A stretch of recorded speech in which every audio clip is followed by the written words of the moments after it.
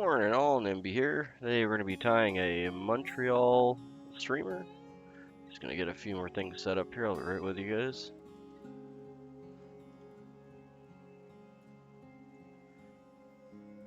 There we be.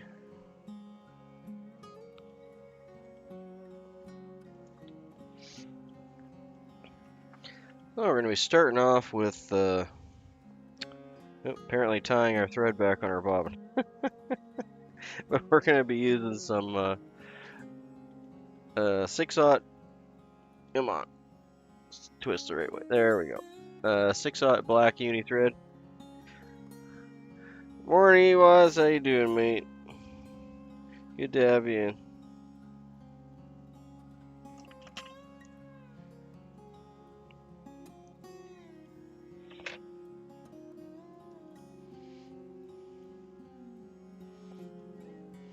Don't mind me, I'm just going to fight with my bobbin for a sec here. I pulled the thread out.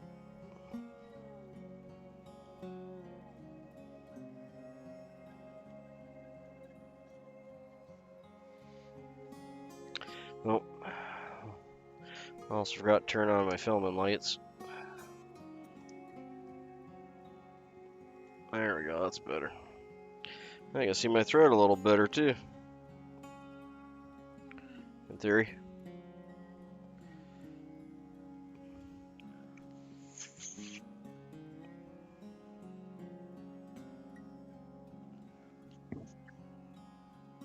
Hey, wee man. So we're doing, I'll just start my spiel over. I kind of messed it up there anyway. So we're going to be tying a Montreal Streamer. This was a pattern that was originally made up by Ray Splon, Mrs. Ray Splon, in the Spokane, Washington area. It reminds me a lot of the sofa pillow that I've tied in the past. It's very similar, actually, just different materials, and it's a smaller fly, where the sofa pillow is quite large. But very similar idea. So we're just going with basic thread wraps to the back, just to make a nice thread base for our body to go on. We'll be tying in our tail just at the hook point here, or the barb. Get a few securing wraps there. Call that good. Alright. Seeing if I got... Morning! Hey Robert, good to have you in, mate. Just seeing if I got any sofa pillows. I know I do. Ah, there they are. 1 second, let me dig them out. Oop, dropping all my stuff everywhere. This isn't the fly we're tying, but this fly reminds me very much of these, which is a sofa pillow. These big floofy red guys. It's a very similar pattern, not nearly as robust and sofa-y. So, if that is a sofa pillow, the Montreal Streamer, which is what we're tying today, is more like maybe a sofa cushion or a nice pillow. It's very similar in all of its colorations and mannerisms, but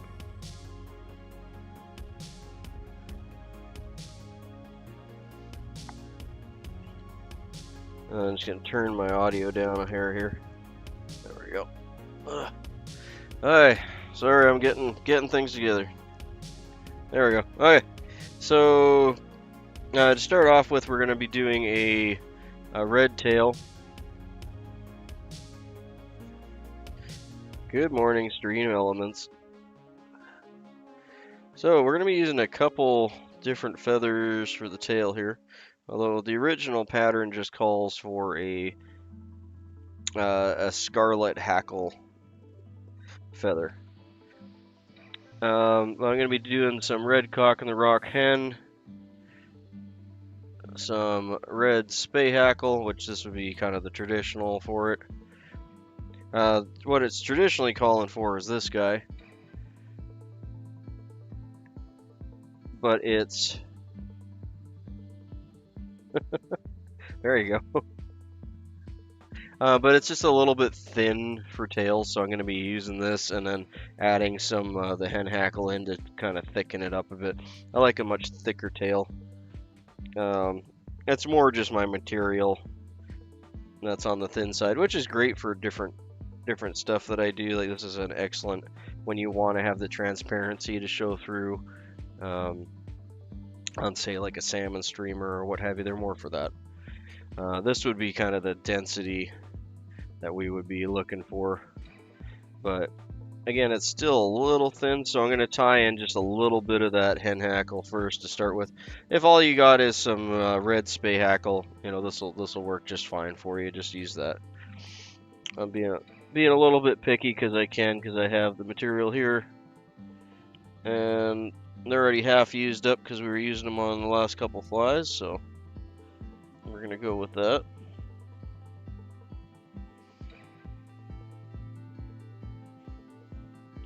In fact, this one's already kind of prepped for me.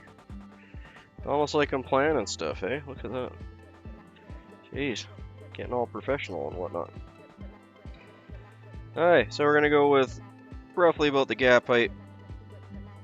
And then we're going to add some of the other fibers to it. It has a decent size tail, but nothing overly sized, so we're going with about a little more than half of the working length of the body there, so about that.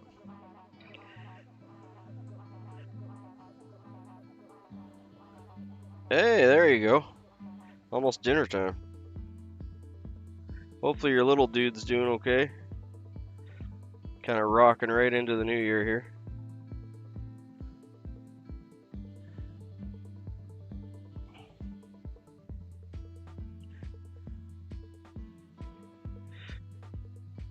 Yeah, your shorts there, Maddie, with the little dude and your wife had me chuckling pretty good.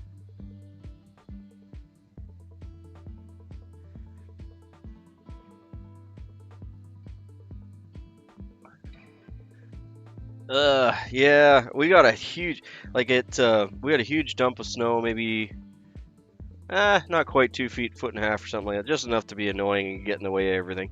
But our temperature dropped, which is going to be great because it'll set the ice for ice fishing, because we haven't had the cold yet to set good ice. But it drastically dropped. We went from like -2 or -3, like just enough to freeze the water, down to -28. Woke up in the morning and it was just like, oh, wow. It really dropped.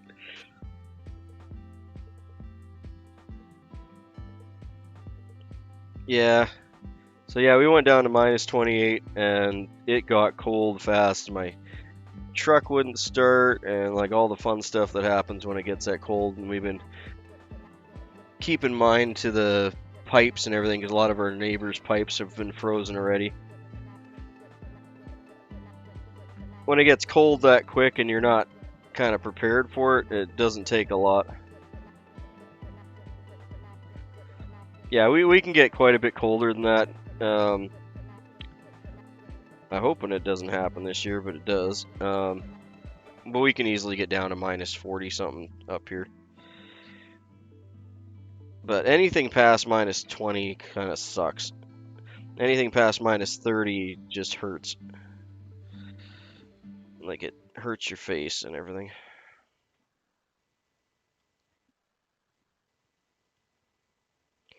It's kind of weird because like it feels colder when you're in the single digits. Like right now it's only like -12 or something out there. It warmed up a little bit.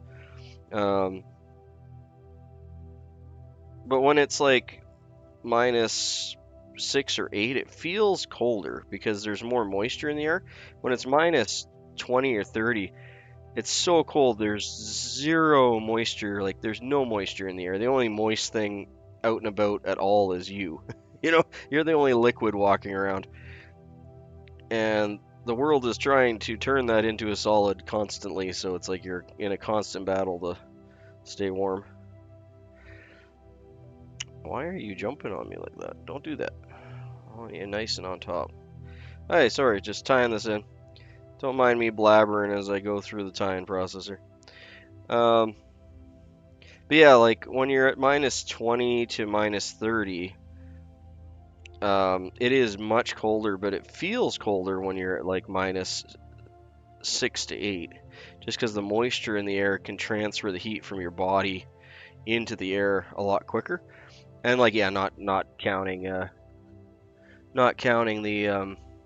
wind chill factor is a totally different animal that we're not talking about in this particular thing. But um,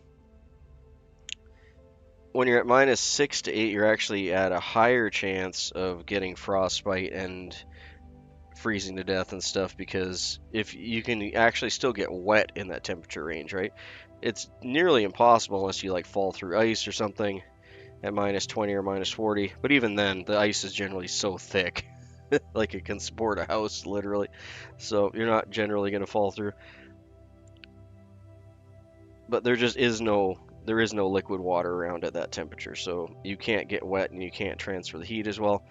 And you don't typically sweat as much either. If you're at minus 6 to 8 and you're working like cutting wood or doing whatever you need to do out there, you can definitely start sweating and then you can get cold quick.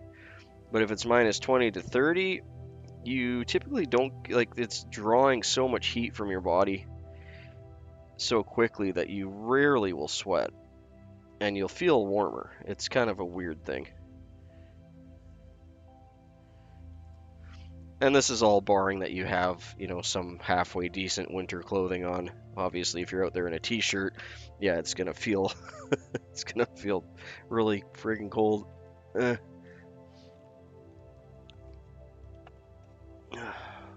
Okay, so this is just a poly yarn in a. It's the closest thing I have to a scarlet. I think it's a pretty good kind of scarlet representation. So this is what we're gonna use for the body.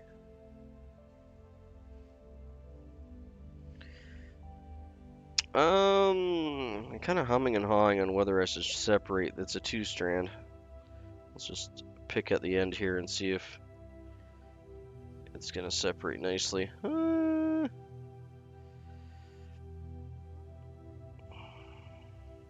Yeah, sure, why not? We'll separate it and see how we go. I think it might be just a hair on the thick side if we left it together.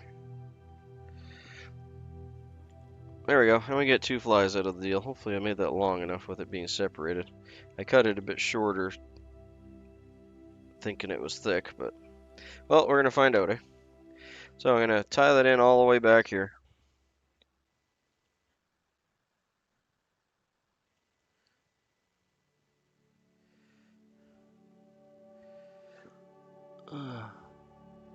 Why shy? It's just YouTube. The world's only gonna see it. There's nothing to be shy about.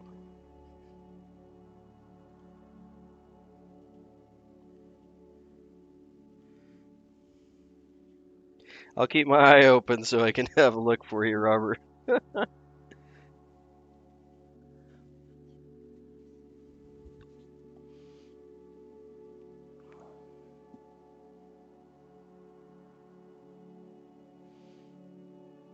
Hey, Trips, good to have you in, mate. Haven't seen you in here.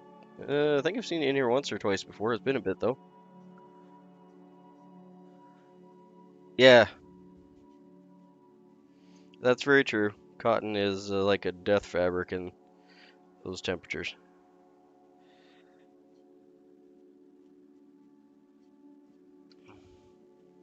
Oh, that's nothing. Raw footage, I have a soft spot for raw footage. I like raw footage. I don't like a lot of editing. It's one of the reasons I like live streams and stuff. I like the actual editing. I enjoy the editing. It's just time consuming. But I like just watching someone sitting down that's just talking to their phone. There's a whole fun aspect to that. No worries, mate. Here, let me I'll mod you up. You do your thing here. Then you can go and jump into other people's channels, and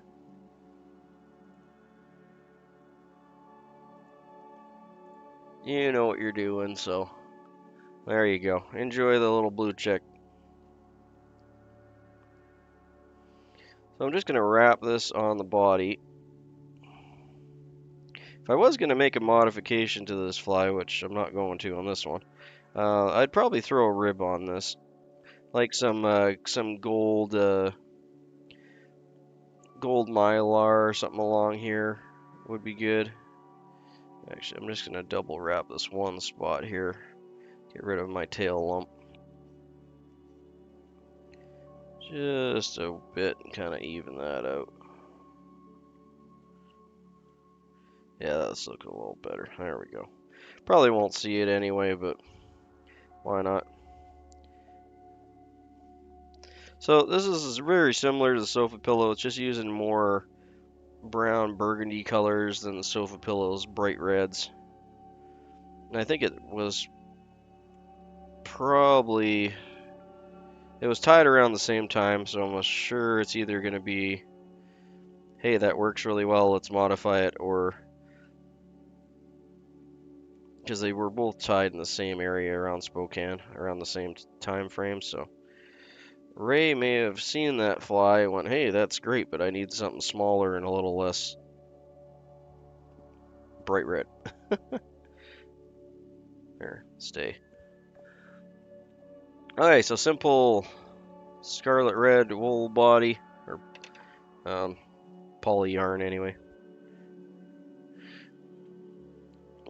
So this is like an actual bright red, so you can see the slight difference there. It's just a little bit more muted. And all the pictures I've seen of this one, that's what she was tying, more of like a scarlet red than a bright red, like a toro. Okay, so we got the body tied in. Let's see, what am I missing here?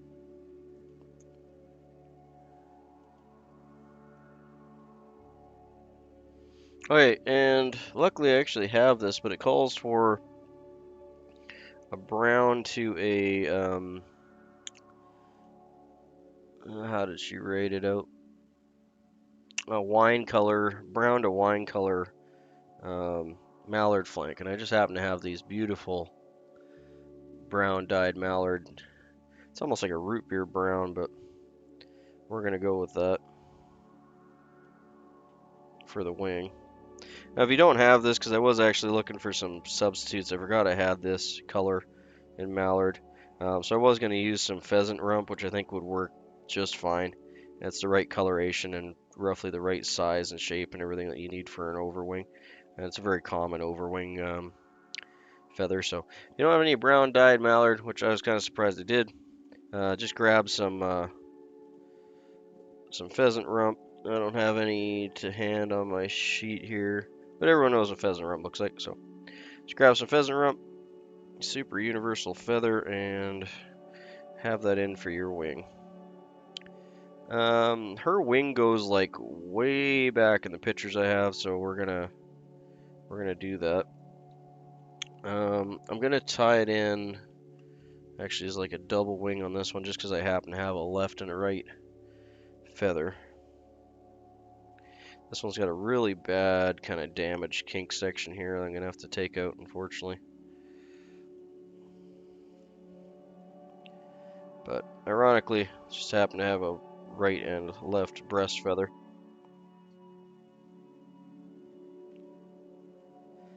Yeah. Don't get too many female tires, but there are some. They do exist. There are some out there.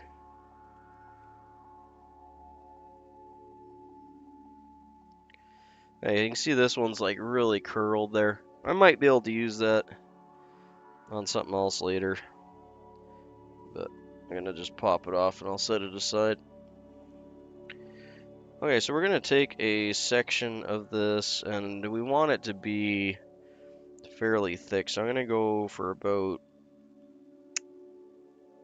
the hook gap and a half, give or take.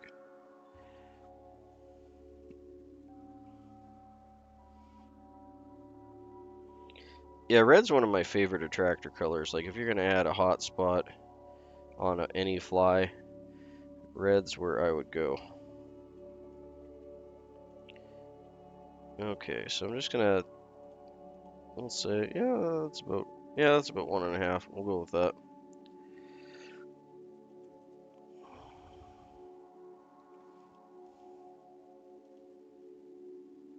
I'm going to try the double wing here, and then I'll try a rolled wing after.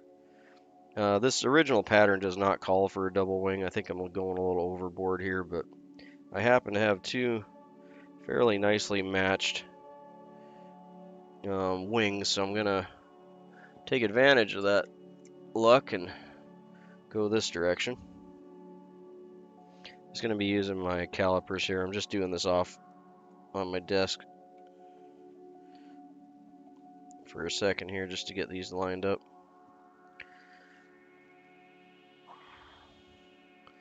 I do want to set up a second camera on my desk so you guys can, so I can switch views. I don't know if that's going to be more annoying than it's actually worth, but that is in my plans for cards for the next new year here.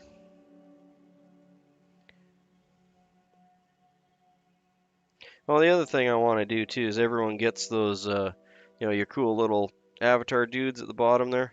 I know everyone's probably used to seeing the same ones, but I can customize them and I can change your animals and colors and everything. So at some point in the future, not today, but I'm going to go through that and we'll.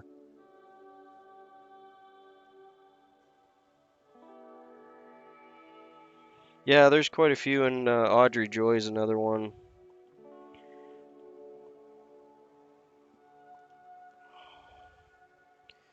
There's a few that come to mind, but one thing I'm bad at is names. Like I can remember faces really well and everything, but I really struggle with remembering people's names, especially if it's not for something specific.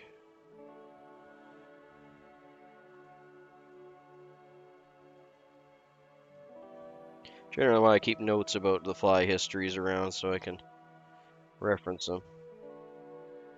Yeah, but yeah, my point with the animals there was if you wanted, say, a different animal or a different colored animal or a different hat, I can actually change those so that every time you log in, you'll get the same little dude. So I can customize them.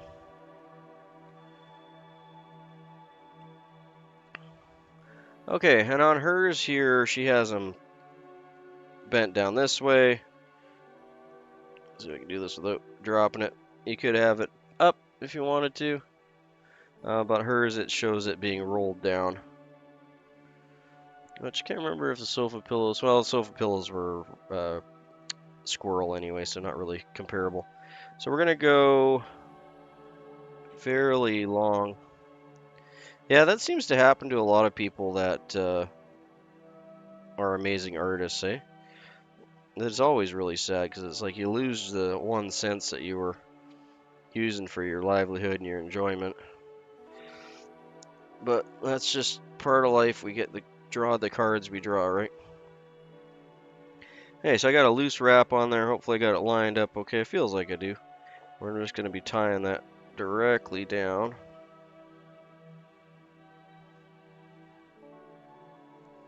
Even pressure.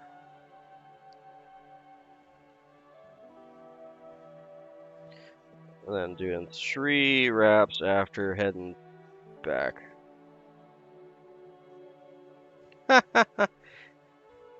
Yeah, anytime I hit up a thrift shop, if I got a few extra minutes, I will definitely look for materials. And it's amazing what you can find in the thrift shops. That actually went really well on my side, but it looks like a few fibers broke free on your side. But not enough I'm going to worry about. That's a pretty beefy wing as it is anyway. Yeah, I mean, it's still a nice wing. This one's a Montreal Streamer.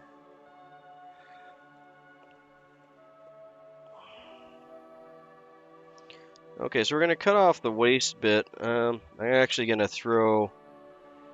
I'm gonna throw a few more. Yeah, like especially this time of year, Trudge. If you're in there, if you're in the thrift stores, look at the Christmas stuff because a lot of times they'll discount it like horribly. You know, like 70% or whatever. You can get some like white craft fur, you know, for like a tree skirt. Like, open your mind up when you're looking for stuff, right? It doesn't have to be fly tying material at all. It can be all sorts of different things, right? So have a look around.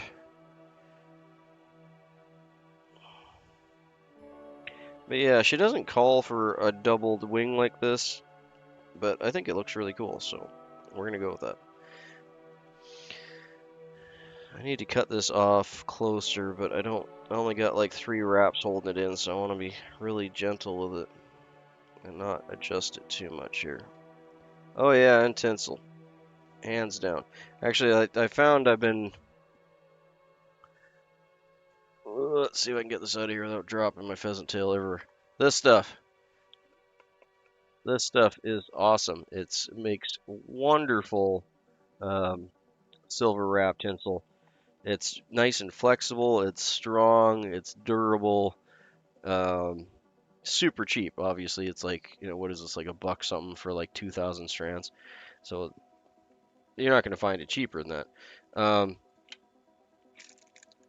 But I was surprised how well it worked. Like, it works just as well as any of the store-bought Mylars that I have, if not better in some cases, because it's got a little bit of flex to it, but it's still strong.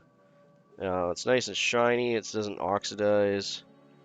It seems to hold up really well with the water and everything. And it's super cheap. The nice thing about thrift stores, though, is you can find like old materials that you're not going to find in Walmart or your other places. Like you can get, oh, more than that, yep. Probably $10 for like 200 strands, let alone 2,000. But in either case, the stuff to keep your eye out for is old Christmas material and Christmas decorations. Because you can get the old like lead tinsel. That's really hard to find now, but because it kind of got a little bit of a thing. But you can find the old lead/tin tinsel that's actually metal. And that's exactly what they would use for salmon flies. And most of it was made in France, some of it was made in England. Yeah, that too. But yeah, if you can find some old like metal tinsel, whether it's lead tin or brass or whatever you can find, grab it, because it's hard to come by and it's super useful because you can use it not only for lining the fly for weight, because if you can find the lead stuff, it makes wonderful lead weight wraps for, say, like a nymph or something where you want to add weight to the body but not necessarily a lot of bulk. But it also works obviously really well as a segmented wrap, right? Like tinsel or mylar. But that was traditionally what they used for the salmon flies, back in the day. It's just really, really hard to come by now. Gossamer silks is another thing that you can find this time of year in thrift stores when people are dropping off all of their old Christmas stuff. Random feathers. I'm not going to fix that one. Yeah, that's true. It can be like it is a different animal. It's not like the mylar. Yeah, I have some. Actually, hold on 1 second. It's beside me here. I can get some. Kind of beside me. It's in my thread case.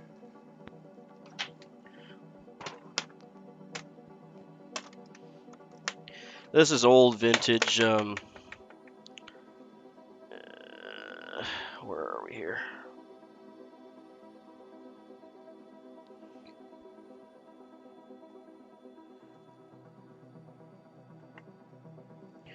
Yeah, this is old, really old, from France. But this is the same kind of stuff. You can run it through a little roller press. Yeah, and same with this stuff. This is actually silver. But these are more from like the 20s and 30s. You can tell by the wooden bobbins. And then I got a bunch of these old. You can tell by the oxidation too on this one where it's a little bit on the blue side. So this one's silver. And this is a like a uni French where it's actually corded. So there's a cord on the inside. And there's just some random pieces that I whipped on here. So this is the kind of stuff you probably won't find it in like spools like this. You might, and like some of the old Christmas crafting stuff when someone passes away. Sorry, did I mute myself? No, I'm still. All right, just hit my mute button. But yeah, a lot of times you'll find it, you probably won't find it in a spool like that. If you do, awesome, because it's really cool to have the old vintage spools. But you'll find it typically in like used and other ornaments or garlands or things like that, where you might have to pull out pieces that are yay long, but it's still long enough to do your thing. Um, but a lot of the older ones, yeah, I don't have the. I have some of the flat stuff. It's just buried in the bottom because I don't use it as often. Um, but I just don't want to dig through all my stuff to pull it out. You guys get the idea. Okay, so anyway, sorry, we'll get back to this part. So our next part is a ginger hackle, and I just happen to have some ginger.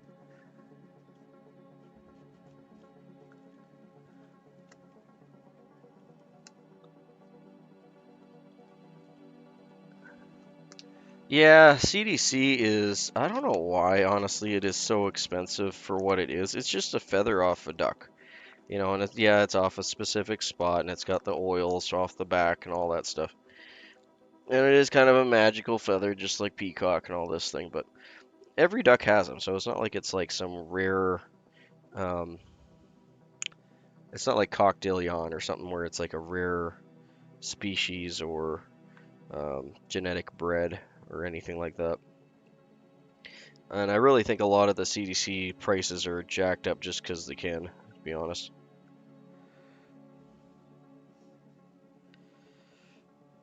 It's still a wonderful feather, and if you can find some, if you know a duck hunter, you just pull all the feathers around the back of the butt, and you'll find a whole bunch there.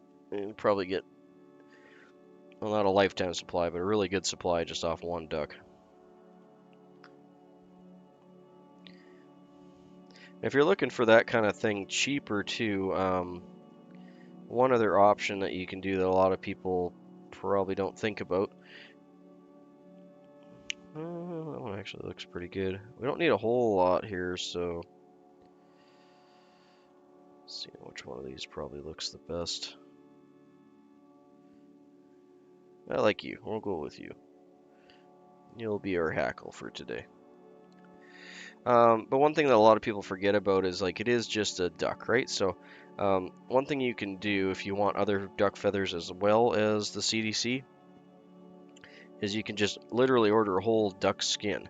And those can be expensive from fly tying companies. So one source that you can get for it, which can be easier to find, especially if you're across the pond, is for dog training. So for dog training, if you're training your dog to retrieve waterfowl, you can literally buy a whole duck skin that's used as a training material for the dog.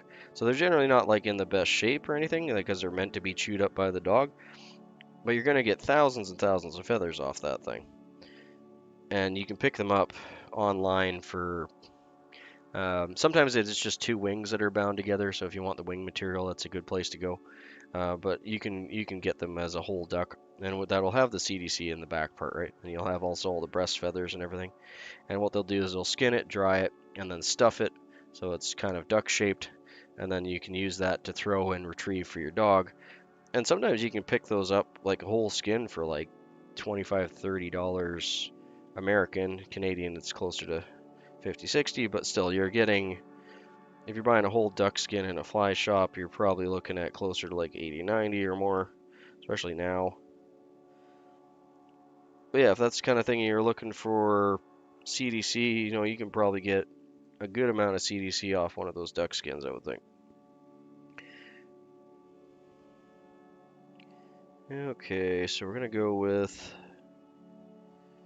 yeah, I think we're good there. We probably got twice as much on here as what we're gonna need. But I prepped that, I'm gonna be cutting this off here.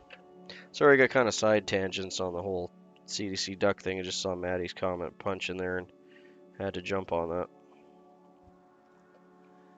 Yeah, man, I don't know if you can find that online, but if you want like some raw CDC stuff, I think that's the cheapest I've seen come around is to just buy the whole duck.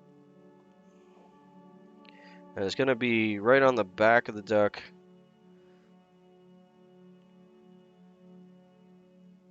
Up from its butt, but right on the back center, you'll see the feathers will splay out a bit, and there's a gland there, and there's about a gob about yay big.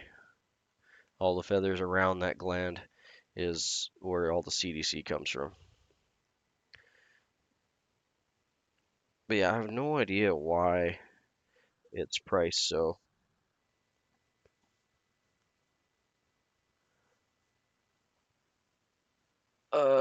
Matty, no frills is, I think he's Ireland, aren't you, buddy?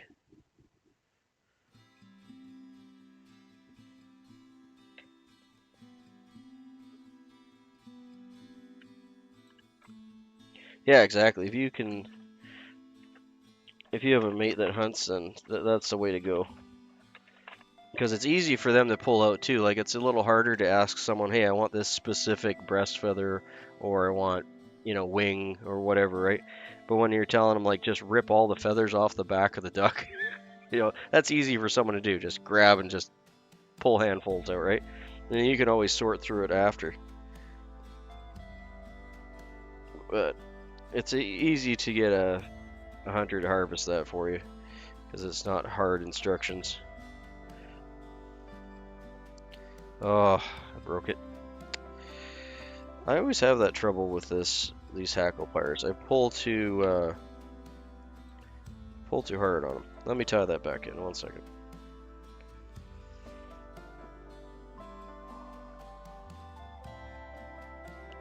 That was 100% my bad. I pulled on it. Wasn't thinking about what I was doing.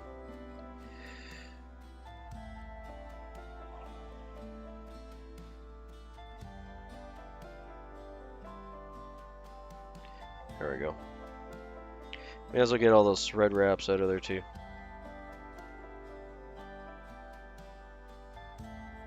So I lost my little triangle, but I'm just gonna make one out of what's left there, and we'll be good.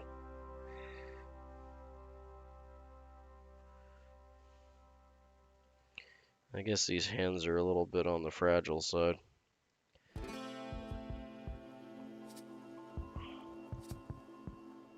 Yeah, Sub Weeman, he's good. Yeah, you guys feel free to jump around, sub to each other. Yeah, I don't really know why, other than CDC becoming more popular lately in the last, 4 or 5 years with a lot of patterns, and for good reason. It's a cool feather. Like, don't get me wrong. I just don't understand the price tag associated with it. It's not like it's hard to harvest. It's not like it comes from any specific, other than like every waterfowl has CDC. So I don't understand. It's marketing. Well, this definitely doesn't want to curl together very easily. So we're probably gonna have to make it look nice afterwards. I'm gonna use my little hackle pliers. The rotary ones are just a little too bulky, and I tend to pull on them too hard. Yeah, it's like Maddie said. It's like you spend like $20, $40 on just a little handful of these little feathers, and it's like, why?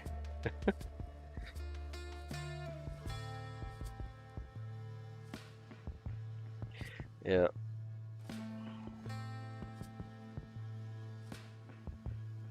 Doesn't matter. It's easier to find you and stuff. And one day you might actually have something on your channel, so then you already got a few subscribers.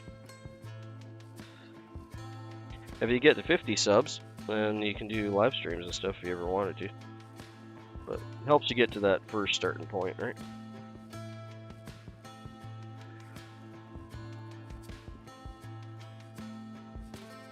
And we're just going for like a loose hackle that we're going to be tying back here.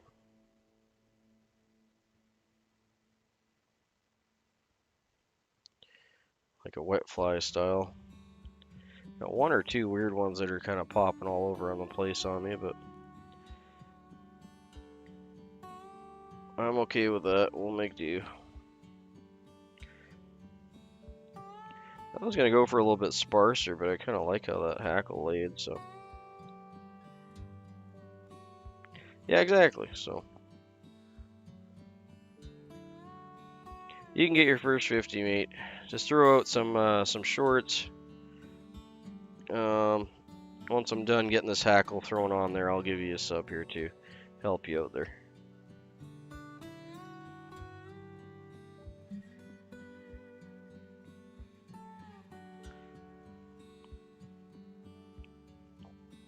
So let me get this tied in. I get a free hand here. But yeah, like if you want to do lives, you need the 50 subs to be able to go live.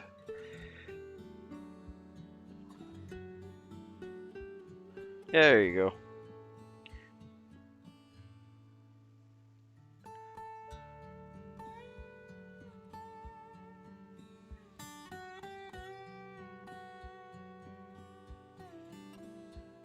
I'm definitely not a YouTube guru and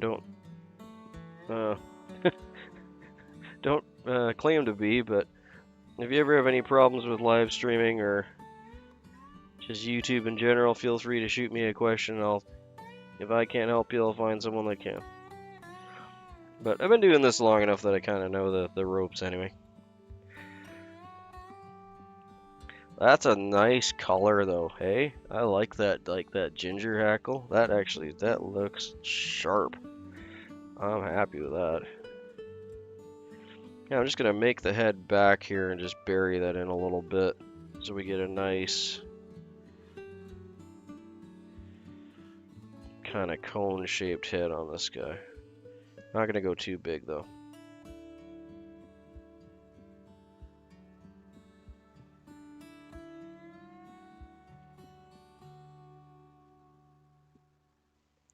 There you go. Yeah, Brian's good with that kind of stuff too. Turner's really good at if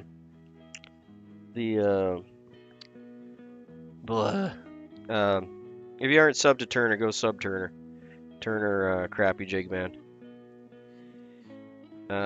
He doesn't talk a lot about the YouTube stuff, but I know he takes a lot of thought into the algorithm and all the numbers and the yada yada. And he's very helpful. He's helped me a few times. And he's just a cool guy. You should go sub him anyway. And he's on here like almost every day.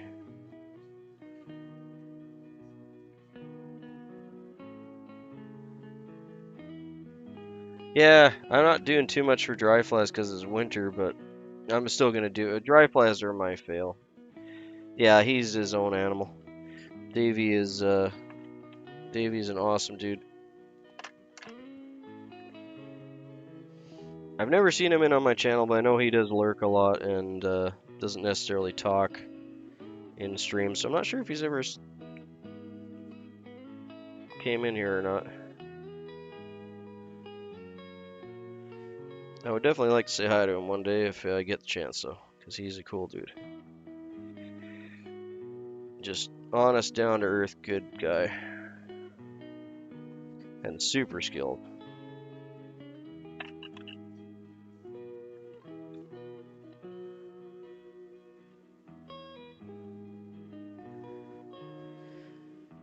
Yeah, well, as you know, Robert, I'm kind of on the fence on that. Like, it depends on what you're shooting for, in my opinion.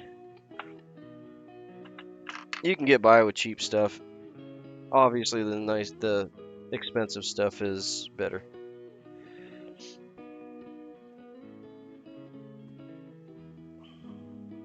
That's a pretty little thing, though, eh? That turned out well. I'm happy with that.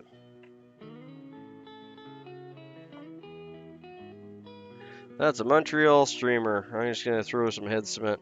I'm going to do a little bit of Sally Hansen's to shine up the head, too.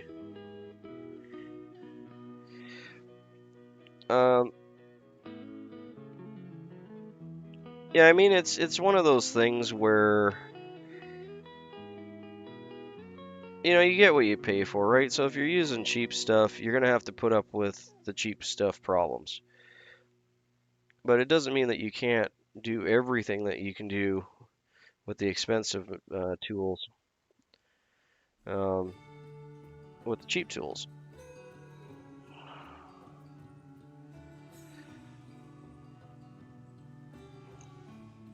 Like for instance, I got some, where are they? These guys.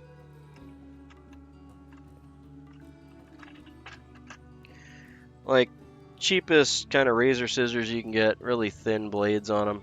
These are just your box standard, you know, Amazon, Temu, whatever scissors. But I can sharpen these. I can sharpen these things just like razor sharp so they pop through anything. They won't hold an edge, and I'll have to sharpen them a lot more often. But I can get the job done. And, you know, I can go through 30 of those in the time I pay for one pair of these. These ones I've almost had it. I've sharpened them so many times that I pretty much don't have any serrations left on them anymore.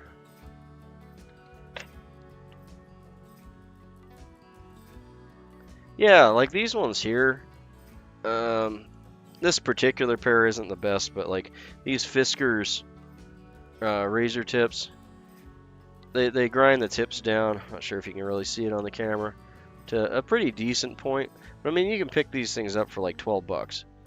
And like I mainly use these for my thicker materials when I'm cutting like bags open or whatever, or wire or whatever, because they're substantially thick blades on them. And these aren't like high quality fly tying scissors, but if you need some just like utility scissors, there's gobs of them out there for like, you know, $20 and under. If you want something really nice, yeah, you're gonna be spending, you know, to get the good metallurgy and the blades that'll hold an edge really well and all this stuff.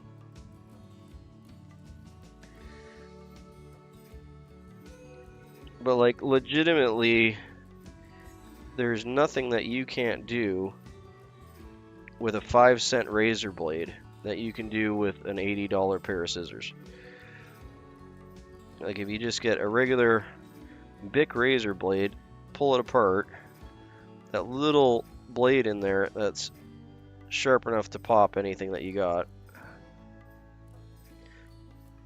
will handle everything that your, you know, $80 scissors can do. Is it going to be more comfortable and less annoying? No, absolutely not. Like there's obviously a time and place and proper use for the expensive scissors. But if you're just starting out and that's all you got's what you got in your bathroom, yeah, get a razor blade. Just go at it, right? You can cut all your material with that. Oh yeah, I like that guy though, eh? He's pretty. That ginger hackle really just pops the body and everything. That's a really nice color combination. I'm happy with that. Oh, I must have kicked my camera over a bit. 1 second. There we go. That's a little centered. Yeah, but I mean, I'm on the fence when it comes to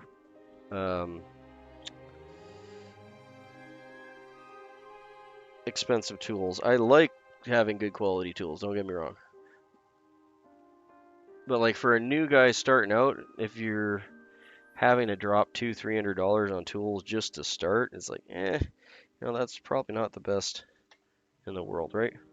And if you start with junkier tools, or not necessarily junkier, but just cheaper tools, you learn, you know, that having scissors like these that dull fairly quickly is not something that you enjoy, right? Or if you only tie like once every 2 weeks or once a month, this might last you a year for like $1.50, right? So there's no right or wrong answer to it. It's just everyone's situation is going to be different.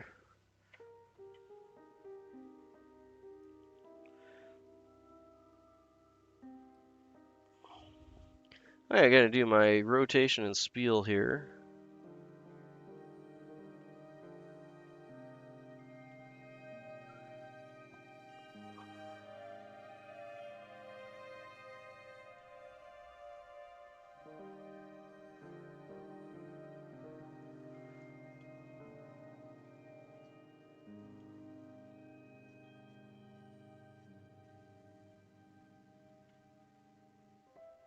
Yeah, it's amazing what you can cut through with those. And you want to have a junkier pair. You don't want to. I don't completely buy into that because honestly, like I cut a lot of my wire with my main scissors. The most of the wire is softer material than the blade, and you're really not going to nick it up that much. And it takes like a whole 10 minutes to resharpen it every couple weeks. Okay, so we'll just do our rotation and spiel here. I'll give you guys the history on this guy.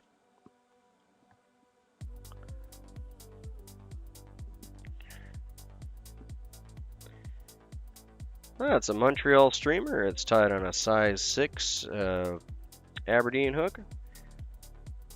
The tails are a red cock on the rock with a little bit of red scarlet hackle mixed in. The body is a red wool yarn in scarlet. The overwing is mallard flank, two of them tied together, and a lovely little ginger hackle there, which is a ginger hen hackle.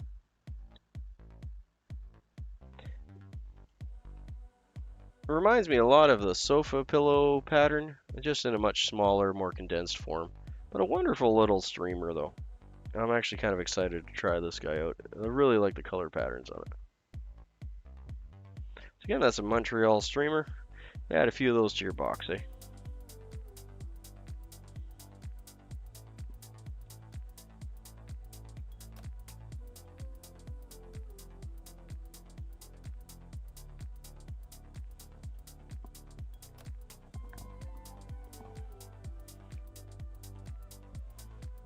Yeah, thanks for reminding me. Let me go get him a sub here.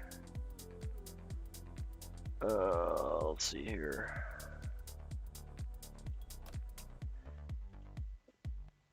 Just give me a moment and we'll go right over there.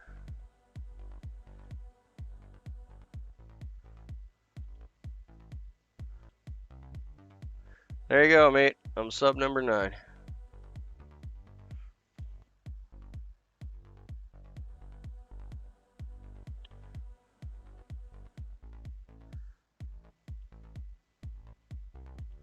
Yeah, dumbbell eyes are hard to find a substitute for. There's a few things you can do yourself, like as long as you're not looking for weighted dumbbell eyes. Here, let me do this quick for you, Robert, since we're kind of in the middle of jumping across. This is not ideal. I like to have some heavy mono, but this is just some 6-pound mono. Right, just regular mono fishing line. You take some hemostats.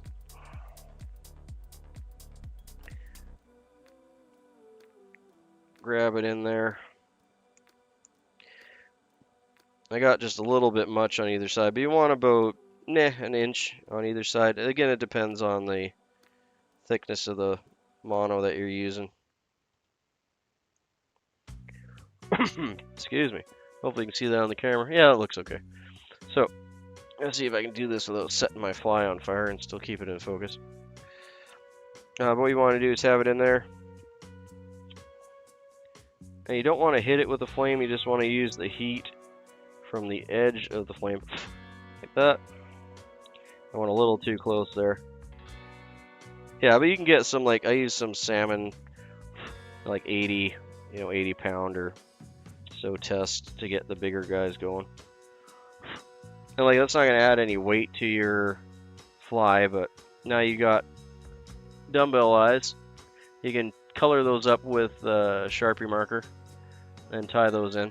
That's kind of the only trick I have for dumbbell eyes that you can do at home. There's a few jigs that you can set up to turn range, like field pellets, into dumbbell eyes that work okay if you want like a weighted dumbbell eye. But yeah, I don't know if you can see it, but very little tiny dumbbell eyes, because you get the idea if you have thicker mono, right? So that's an easy way to make some dumbbell eyes if you just don't have any weighted stuff. But yeah, I mean, other than buying dumbbell eyes, I don't really have too much for Yeah, I got several rolls that I just used for eyes that are red, green, yellow. There's a camo color that I picked up, too, that makes really good nymph eyes. It's kind of fun, actually, to collect some mono just for the nymph eyes. There we go. We'll get one more of these guys done up here. I think I can fit him in here. Now let's get a different one. These are the other ones we did, the other streamers the other day. And some egg and eyes. There's a Christmas one.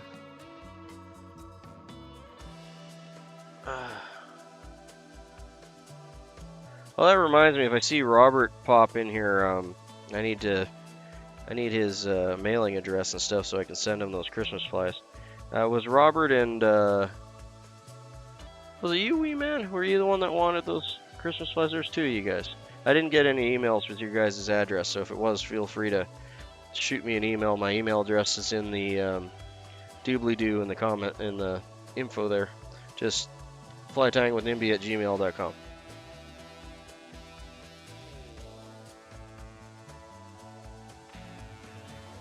But yeah, as far as like proper weighted dumbbell eyes goes,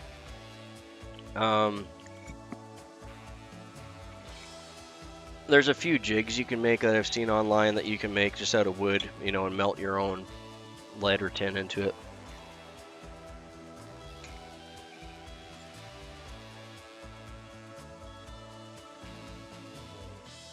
Well, I got yours, Robert. I just needed, I think it was Wee Man and, sorry, did I say Robert? I didn't mean Robert. I meant Doug. Sorry, I think I did say Robert. I apologize. I meant Doug. Doug Fisher. I was going to send him some of the Christmas flies we tied up. I just haven't heard back from him yet. Either way, let's get another fly going here. I'm kind of jabbering a little too much this morning. But that's okay. I'm enjoying the conversation.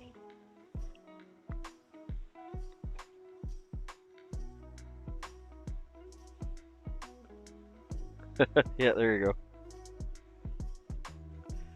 Yeah, I don't feel like you gotta put personal information in the chat. That's all good. You can just hit me up by email if you ever need to contact me.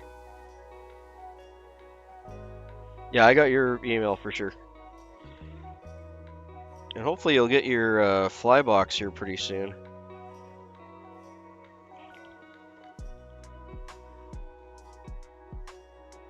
Yeah, I enjoy the jabber.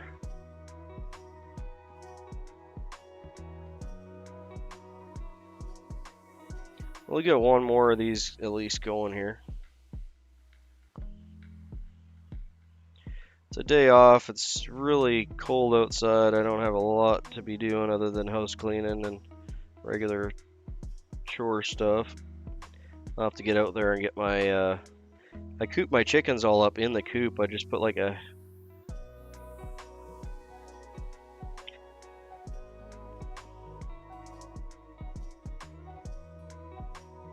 Oh, are you sure, wee man? To be honest, like sending it to the States has cost me more than sending it anywhere. To be honest, we have some because I'm in Canada, and if you're in like any of the European states, our mail systems are linked together. So it's actually not that bad for me to send it to like the UK, Britain, Ireland, England, Scotland. All those areas are not too bad for me to send, because it just goes through the Royal Mail. But yeah, with the tariffs to the States, it's like, oh, it's all like package pricing now. But I found I was able to send like just some single flies through regular letter mail without any problems, so that's probably what I'll end up doing to the States, because otherwise it's just obscene. Okay, and anyway, sorry, what vise am I using? This is the Dynaking Barracuda, which is a really, really nice vise. It is a tank.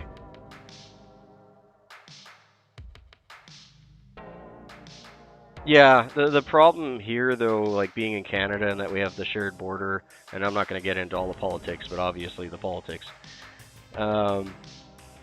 All of our mail is getting extremely scrutinized. So if you send something down that's obviously not a letter, then it gets flagged right away and gets turned into a package, which jumps the price up to like 20 bucks. So we used to be able to send what they called oversized mail, or oversized letter mail, and then you could send up to like the size of like a DVD case and still have it considered a letter and still have it roughly the same price, about 3 to 6 bucks, depending on the weight. But all that's completely out the window now. Even though it still exists online on the websites and it's like an option that you can send something as, if you try to, it just gets sent back to you. I've had dozens of things just sent back because it's not a letter, which is really too bad, but it just is what it is. Okay, so we're going to start off getting our tail wrapped in here. So I learned my lesson, and I'm just going to send things as parcel because that is the only option that seems to actually go anywhere. So we're going to go first with our hen hackle, just to give it the body, just because, like I said, my rooster is a little on the thin side, and I want it to have like a more of a substantial tail. But if your rooster's fine, and you got some good like spay hackle that's a little more dense, then yeah, just go with the spay hackle.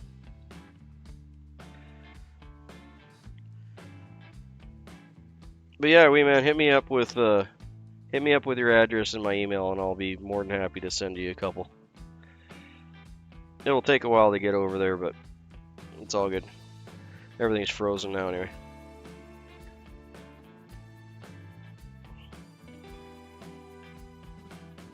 And it's just fun to get mail sometimes too, right?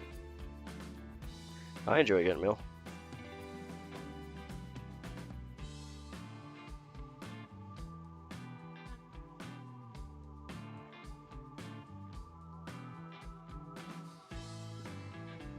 Thankfully, I live in the middle of nowhere, but we do have a post office. So I can send stuff rather easily instead of driving all the way to the nearest town. We do have a cute little community store and a little post office.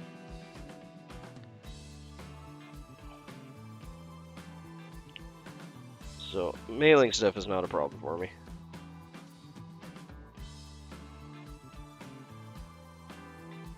But yeah, all my fly shops are an hour plus away. We have quite a few, but they're all a good drive. So mail order stuff is generally what I look for. Yeah, I'll go with, kind of want a nice thick tail on this one. So I'll go with that.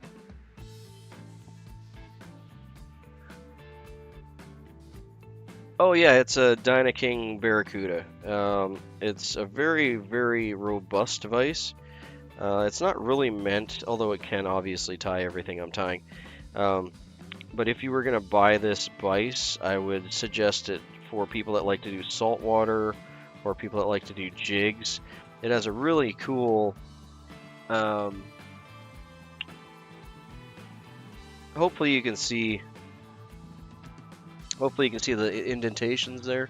The tail's kind of buggering it up, but your hook will actually fit into those indentations if you have a slightly bigger hook than most of the hooks I tie on.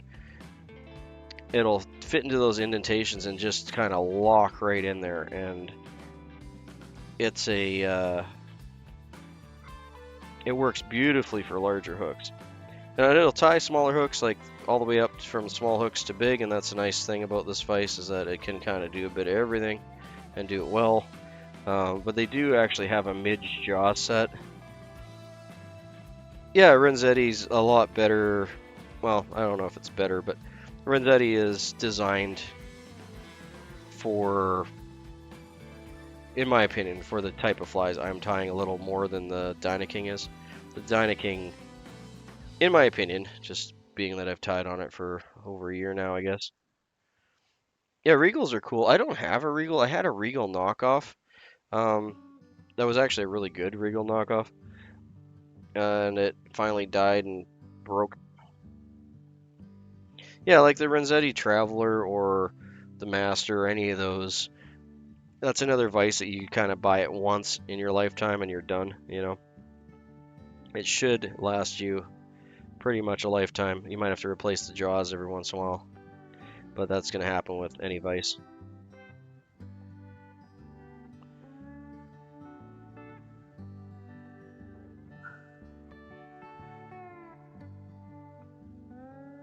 Yeah, the law vise is really cool. I've never tied on one, but I mean, those are beefy little buggers too.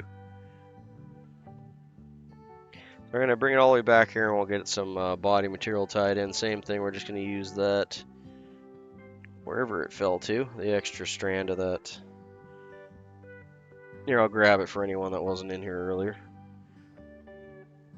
They're just using scarlet yarn. It's just a little bit more magenta than the red for the body. But yeah, the law vices are, again, another cool vise that you can tie everything from midges on up to saltwater. This one retails for a little over $1,000 American. I wouldn't pay $1,000 for it, to be honest with you. I got it secondhand from a local tire that has had health issues and couldn't tie anymore, unfortunately. So he's just happy to see it get a lot of use, and it will. If I can wear this vise out, I definitely will wear this vise out. I wouldn't mind, like I said, finding the midge jaws for this. That might be an investment that I'm willing to pay for. And basically, the midge jaws are just the same as these, just much smaller, a little more narrow, and it has the indentations for the hook sizes are smaller. Because yeah, like 90% of the hooks I tie are that. Oh, Dusted in here? Hey, Dusted. Yeah, I just sub tips. We're trying to get him up to 50 subs if you don't mind jumping over and giving him a sub.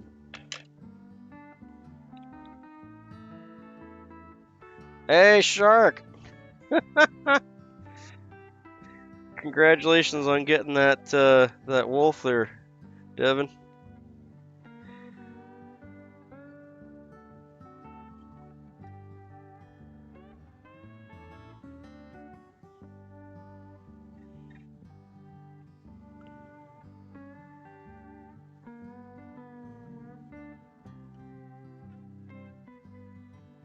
Yeah, I know, unfortunately. Yeah, because it was just one guy that was making those, like, in his basement or something, eh?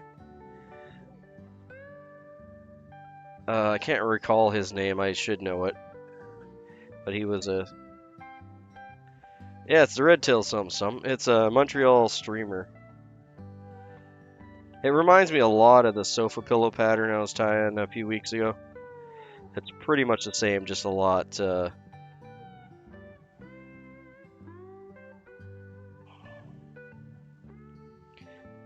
just a lot smaller and a little bit more on the maroon color scheme. But I have no doubt that this thing will nail fish.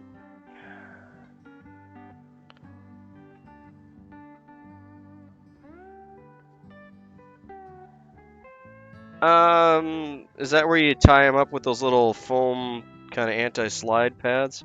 I've been meaning to do up some of those actually, if that's what you're talking about. Yeah, good to have you in again, Dustin. Always a pleasure, mate.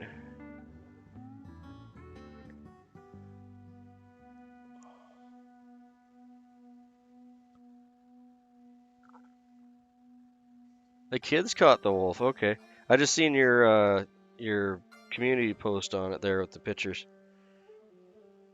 I'm just tying these today. My next fly, hopefully it's gonna be tomorrow. I don't see why it wouldn't be, but in case something comes up and I'm not in, it'll be the next, whatever the next live stream is, hopefully tomorrow. Is one of my favorite flies, honestly. And it's a muddler minnow, like a classic, straight up muddler. So I'm kind of excited for that. I'm going to have to prep all my materials. I have all the proper vintage materials to tie that up, so.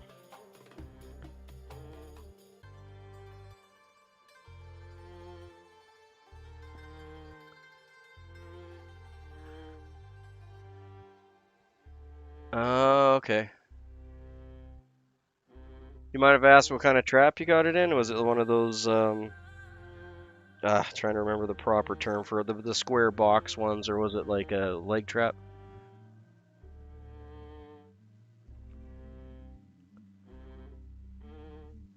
Yeah, that's kind of the whole idea there, Dustin, just to have a nice place to hang out, enjoy our tea,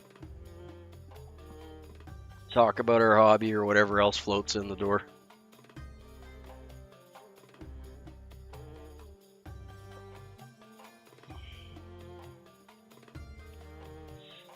Yeah, I know a lot of people throw a lot of shade on predator trapping and that, and I'm not going to get too into it.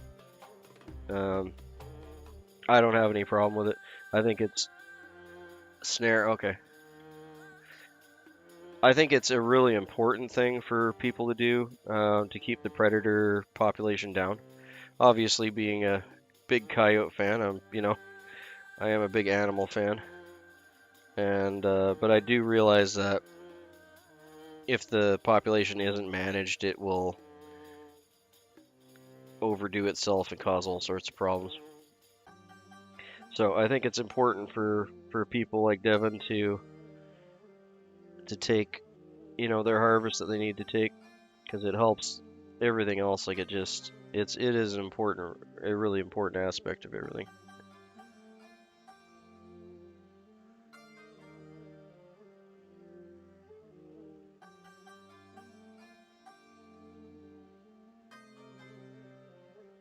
Okay, so that's the body there. Sorry, just kind of spaced out for a second. The next part we're going to do is the wing. I'm just going to do the wing the same as I did last time, since we got these beautiful brown mallards. Hey Doug, we were just talking about you earlier. I'm doing well, mate. I need your email so I can send you some flies, if you don't mind shooting that to me. Just flytyingwithnimby@gmail.com. Yeah, shoot me your address so I can send you some flies, eh? So I'm just going to be cutting this out. I'm going to do the same size as the last one. It might be the last chunk we get out of this feather. Yeah, it looks like it's going to be. That's okay. That's a beautiful mallard, though. You like the speckle and the shine on that. It's a wonderful mallard feather.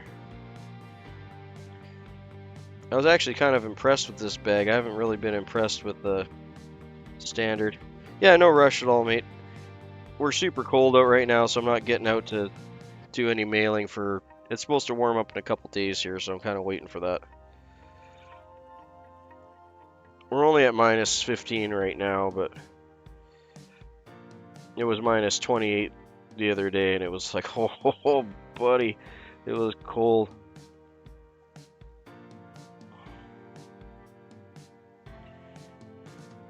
I'm sure Devin gets a lot colder than we do, though. So I'm probably barking up the wrong tree there. But it was just like, we weren't expecting it to get that cold that quick. Because we were sitting at like +3 the day before, and it just went from +3 to minus 28. It was like, oh. I don't know what kind of Arctic wind brought that in, but it came in quick. Which is good, though, because it's going to harden up my lake ice. I want good ice fishing ice. That's something I've always wanted to do that I've never done, is riding in a salt truck or plow truck. I always thought it would be fun just to throw on some, good tunes and just drag that blade around and clean stuff up. Figure it's kind of like a video game. I could be completely wrong because I've never done it, but... One second, I feel like I got that too thick here. Oh, it says it's okay. Okay.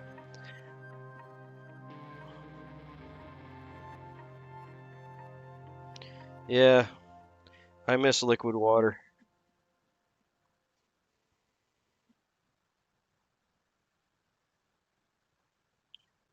There you go. That happens up here all the time. Like, we'll get each other's mail. And they'll post it in the Facebook group, like, hey, got so-and-so's mail, come get it. Well, that's what you get when you live in the rural area, right? Well, there's our or wing, and we're gonna go with. Did I do a downwing last time? I think I did, didn't I? Yeah, we'll go with downwing again.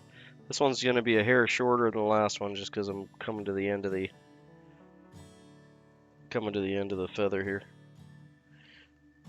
And these aren't as matched as they could be, but they're definitely not horrible either. There's two of them. I'm just gonna gently get them to sit together. Yeah, I need to get some more thumbnails going. Like I was really good about my thumbnails for a while there, where I'd actually tie one of these flies before the live stream just to get a nice thumbnail. Then after a bit, I just kind of started using like the same thumbnail. So if it's a streamer, I'll use the what is that? A blue whatever. Anyway, I'll use that thumbnail for streamers. I'll use the one nymph thumbnail for the nymphs and so on and so forth. But yeah, I do need to actually get back into making some proper thumbnails for the channel. It doesn't take me too long, and I do enjoy doing it. It's just, you know, it's an extra step. Okay, so we're going to tie that in, hopefully right there. I'd like to go a bit farther, but I think that's as far as I can go without risking it splitting. Because it's a little bit shorter than the last one.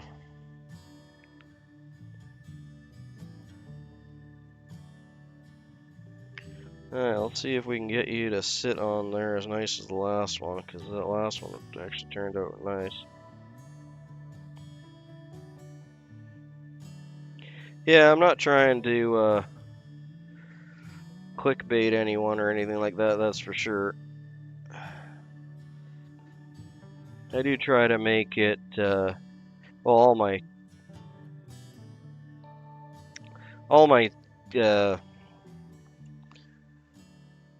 oh, come on, brain, with the words. All my thumbnails are always flies I've tied, and they're always generally flies from that exact stream or that exact fly. Like I said, I do need to get a little bit better at getting the exact ones in. No, it is important. Like I do try to make sure my thumbnails aren't clickbaity. I really dislike clickbaity stuff. So I do try to make sure that there's, you know, accurate and still being fancy and shiny and everything, right? But I don't want it to be, I don't want it to be a lie. But a lot of people for live streams don't even bother with the thumbnail, so I think I'm still going a couple steps ahead of most by having the thumbnails out there. And I really don't know if it makes any difference or not, so.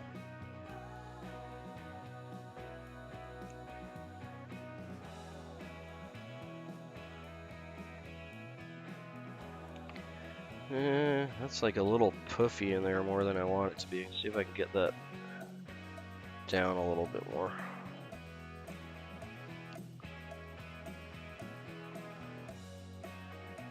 But yeah, that'll be...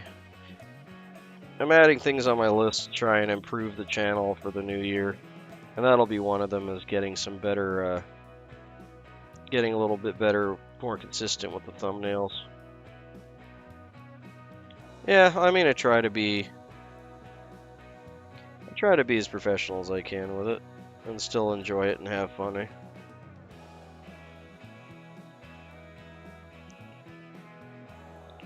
But, I mean, like, in the long run, I try to not do things that I know I'm not going to enjoy doing, because then I'm just going to drop them, and it's not going to be worth the effort anyway, so...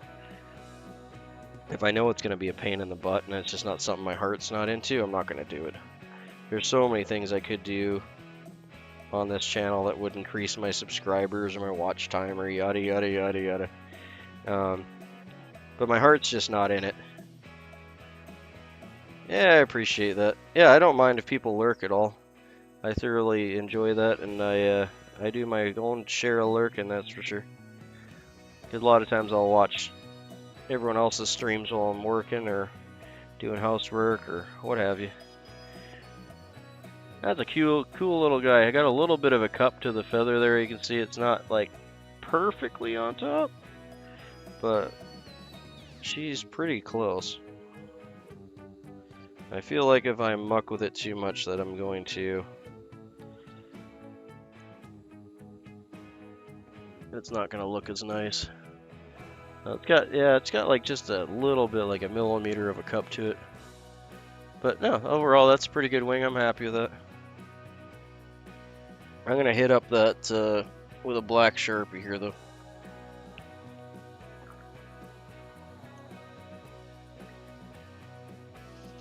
But yeah, I think in the new year here, if people want to have customized avatar animals, if you wanted a different color or a different type of animal, I literally have like hundreds of animals and I can make my own.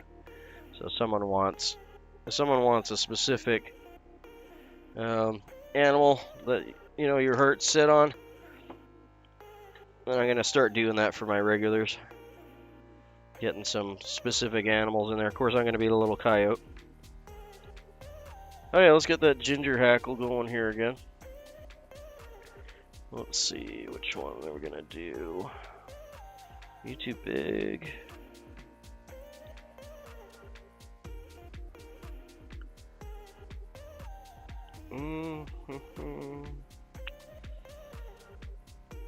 I don't really know which one of you I want to go with.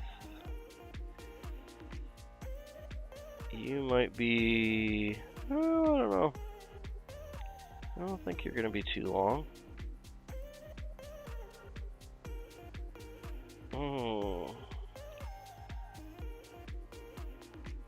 One second, I got a third one here. This one might be the tiebreaker. And what I'm doing, I'm just measuring and see I got the whiffs out there. Hey, K-Fish bro. Good to have you in, mate. Okay. I got a whack of stuff. I've been collecting it, and I really need to get some giveaways going. I've been meaning to do it for months now, and just with all the shipping problems and everything, I kind of dropped it. But I really need to get that out to you guys. So in the new year here, we're going to be starting some giveaways. I got to just bite the bullet and get her done. We'll use this guy here. Yeah, welcome back in, K-Fish Pro.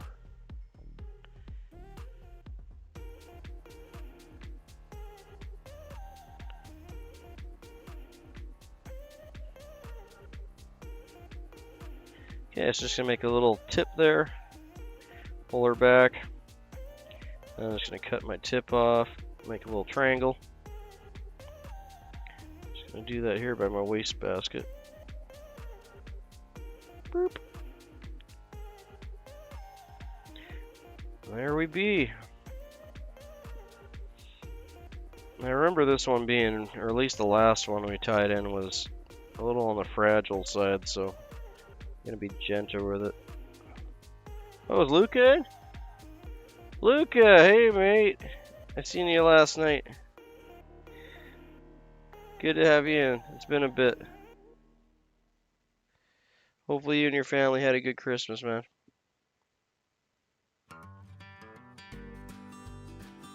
No worries, I'm glad you dropped in. Thanks for the super chat, I really appreciate that, mate. I know you work hard for your bones, and I appreciate you sharing it with me.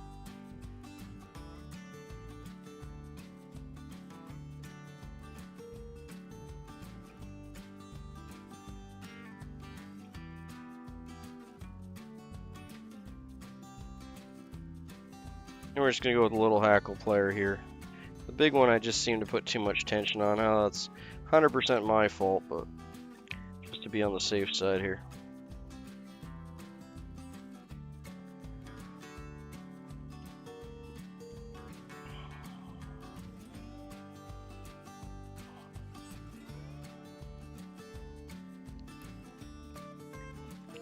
Yeah, and I've been busy. My time frames have kind of changed. As you can tell, I'm in the mornings now instead of the afternoons.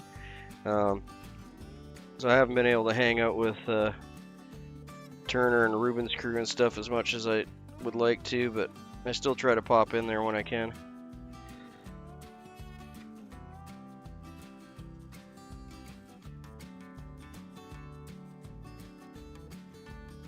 Cool.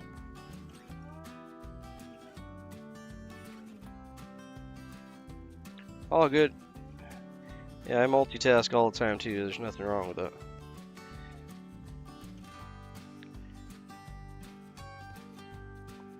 There's like 2 fronds up front here that just don't want to. See if I can get them to wrap back. There we go. I think I got them. Got one in the front there I'm going to have to trim off after, but that's okay. Overall, that's wrapping pretty decent.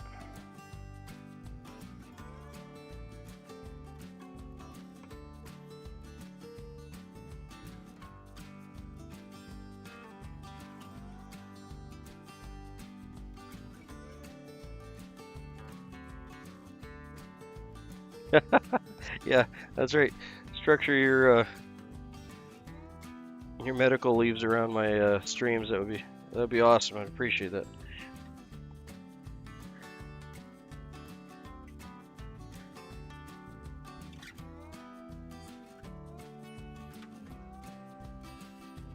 Come on.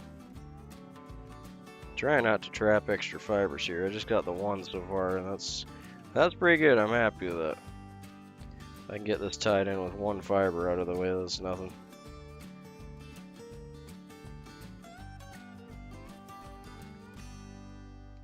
Well, that shouldn't be a problem then. You should approve your own medical leave.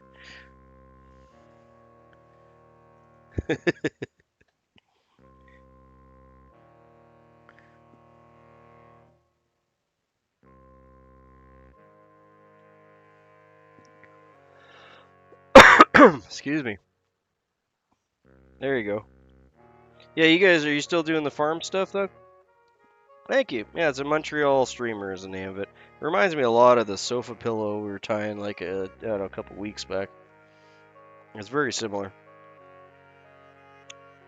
From the Spokane, Washington area. It was originally tied by a Ray Splon. I don't have a date for it though. Same thing. I'm just gonna throw a little. I really shouldn't put my Sharpie away every time.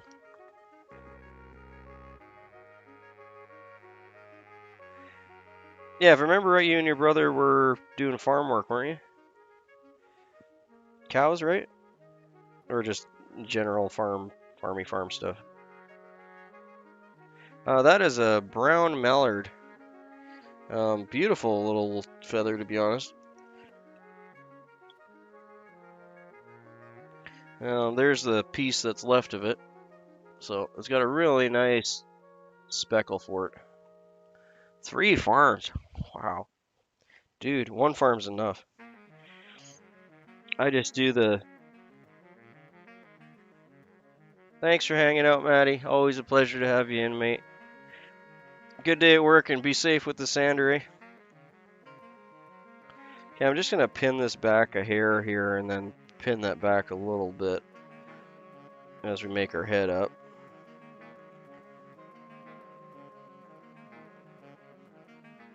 Beef cattle, I thought it was. Okay, I just wanted to make sure my brain was in the right frame here. There we go. That's nice.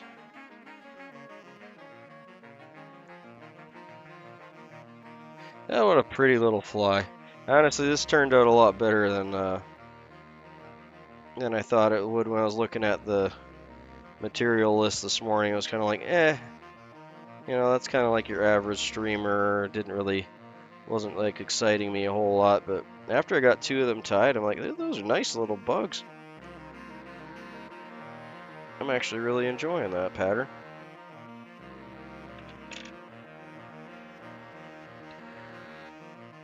Oh, I gotta change that song because that's driving me nuts there.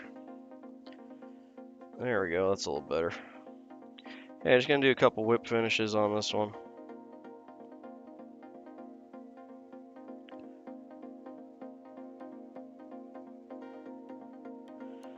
Oop. Caught my thread there. Come on, buddy. Get in the game. There we go.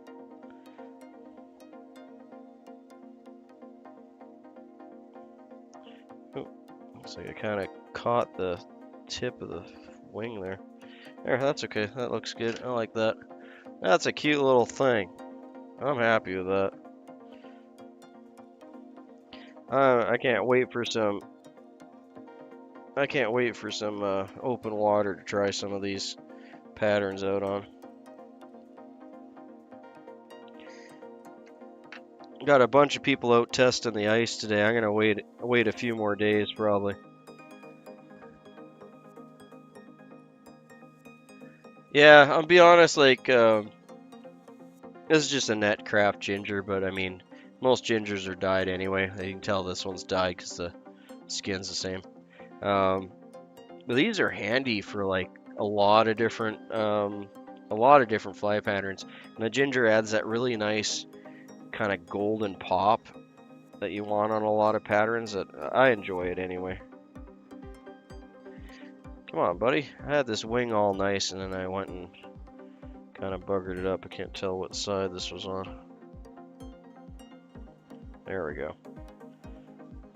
Stay nice for your close-up.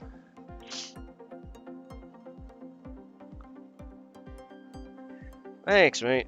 Yeah, that was a fun little tie. Did you see the nymph, or did you see the streamer one?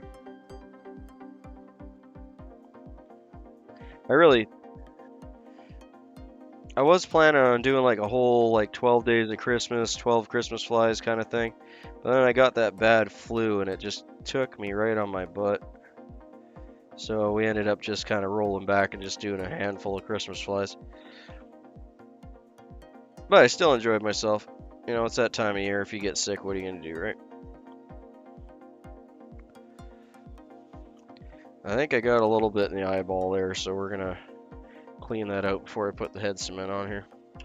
So let me grab a quill. This is just a quill from, I think this was a mallard flank, but it doesn't matter. Just whatever quill you got kicking around. And then we can push that through, and what that'll do is that'll grab the extra head cement that was in the eye, clean the eye out, but it'll also take it with it, so that it's not pooling up around the eye. So that's an excellent little tip. And it costs you nothing, because you probably have a bunch of these laying around your bench. So if you use your bobbin to do this, which you can do, you can stick your bobbin in there. Oh, yeah, tell me about it. And it took me like a good week to get over it, too. I was really kind of upset. Had all these nice plans for tying and other stuff going on with the holidays. So you can use your bobbin like this to clear the eye. But if you do that, all the resin ends up on the tip of your bobbin. Yeah, you can clean it off, but it's annoying. So just use an old quill that you have kicking around, and that'll fix the problem for you. Now the eye's nice and clear. We're just going to throw just a whiff of Sally Hansen's on top there to shine that up.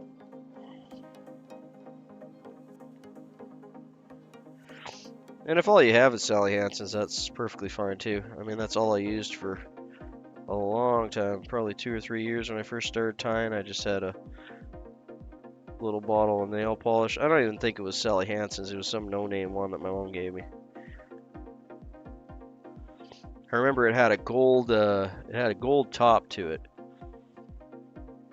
and it had no name on it. It was just a bottle of clear nail polish.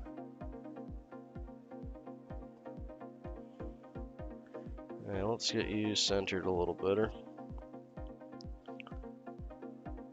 That's better. That's a pretty fly. I like you. Oh yeah, tell me about it. Hey, we'll do our, one second here. We'll do our rotation and spiel.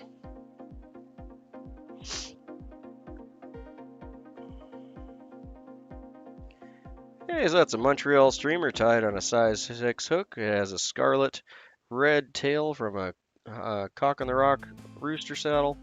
It has a scarlet wool body, which is actually in this case a poly. And it has a brown mallard flank wing. Really nice brown mallard flank wing. And a ginger hackle, which is just a ginger hen hackle tied in wet style with a nice little bulbous head. Fun little fly. It was originally tied by Ray Splon from the Spokane area. It reminds me a lot of the sofa pillow pattern, just a lot smaller and more compact. Cool little pattern. Add a couple to your box, eh?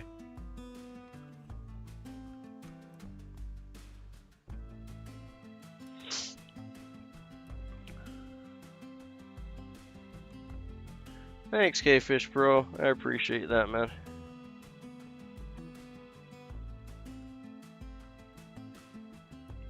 Yeah, it was Sally Hansen's sister's nail polish. I don't know. It was some no name. I don't think it was anything special, but it worked. Tied hundreds of flies before I finally dried that bottle up. It didn't seal well, so it did eventually start goobering up on me. How far am I? Almost maybe halfway on this bottle. Oh, maybe not quite. Let's see that. And it's starting to get a little yellow. I can't get to my other bottle, but we'll go over that in another video. I've been meaning to do that the head cement will yellow and harden up just as the acetone evaporates from it, so you can fix that by adding some more acetone. I've been meaning to do like a short video on that. The overall for me, because I don't use the UV resins, I find that using a proper head cement, and this is like what, $7, $8. This will last you thousands of flies for $8. But using that in combination with a nail polish like Sally Hansen's, for my money anyway, works the best, because the head cement will penetrate into the fibers of the thread, and it'll also melt the wax. Like if you're using a wax thread like I am, the acetone will melt the wax, and then it'll bind everything really nicely. Yeah, it's hard. I just, you start with a few drops, leave it for a couple hours, add a few more.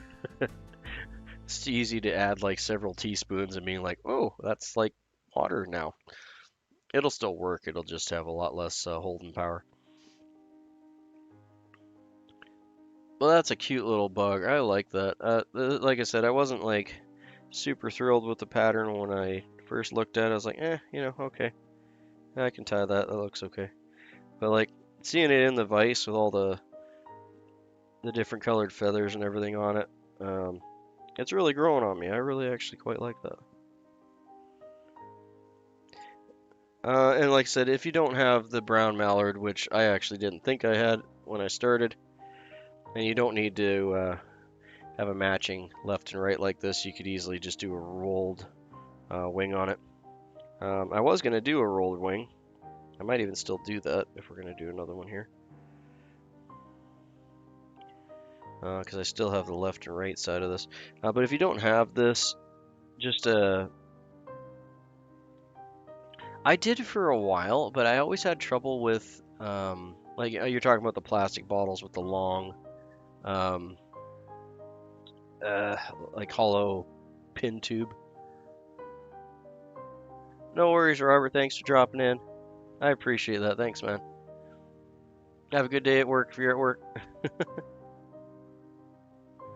Yeah, I think the one you're talking about, if I'm thinking of the same one that you are, you can buy them at the fly shops empty and just refill them.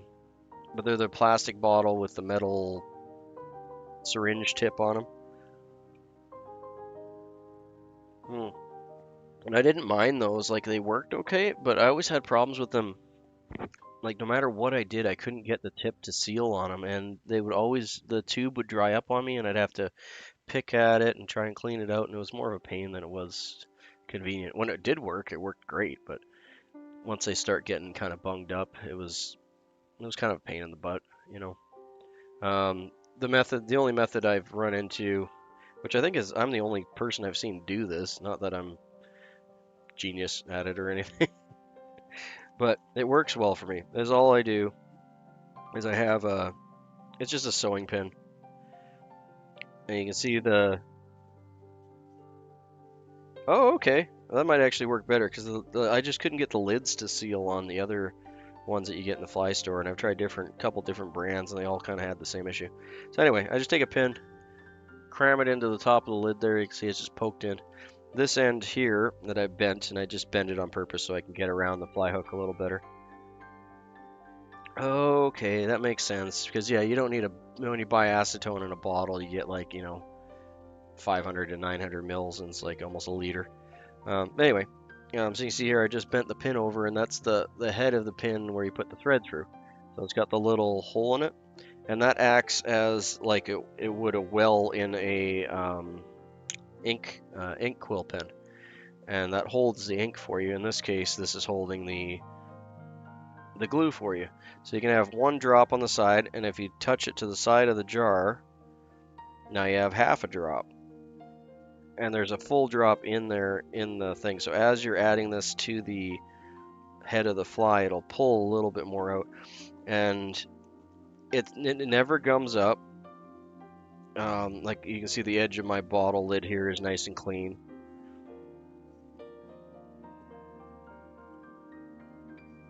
Yeah, that is a good option too, for sure. I mean, you guys know I've tied hundreds, if not thousands, of flies with this jar, and it's in nice shape. Like, it's not covered in glue. It's, I can open and close it every time. It stays sealed. I've tried. They make different tops that you can put on this that you can, drip out of and yada yada. But this is the only way I've found that you can do this and have a clean bottle, clean workspace, apply really accurate amounts of head cement to the fly head. It's cheap, it's easy. Yeah, exactly. You can't go more. Like, the max that you can go is a drop, right? So, oh hey, Tyler's in. Hey, good to see you, Tyler. Sorry, I didn't notice you were talking there. Apologize for that. You have bronchitis now? That sucks, mate. Did you have any luck with the walleye? You were gonna hit up some more ice fishing, eh? Well, I guess if you got bronchitis, you probably didn't go out.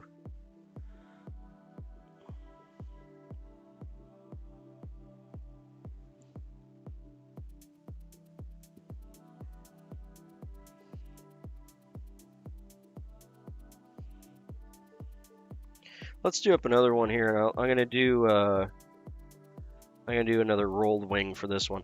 You can see how much bigger the wing is on our first one than our second. That's just the way my mallard flank went, but still happy with that. That's a pretty little thing. Yeah, we'll do one more here, and I'll show you guys how to do the difference between that paired wing and a rolled wing. And rolled wings work really good if you're just starting out with like a winged streamer fly. Yeah, no, I wouldn't suggest that you do. I would suggest that you recover and stay home, just like I did last week. Or 2 weeks ago now? It doesn't matter. Whatever it was.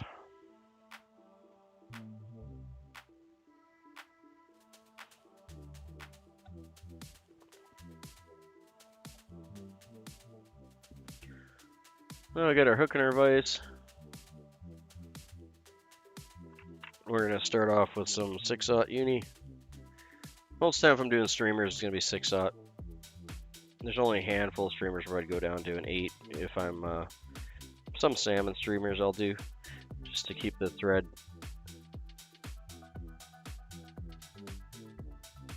Exactly.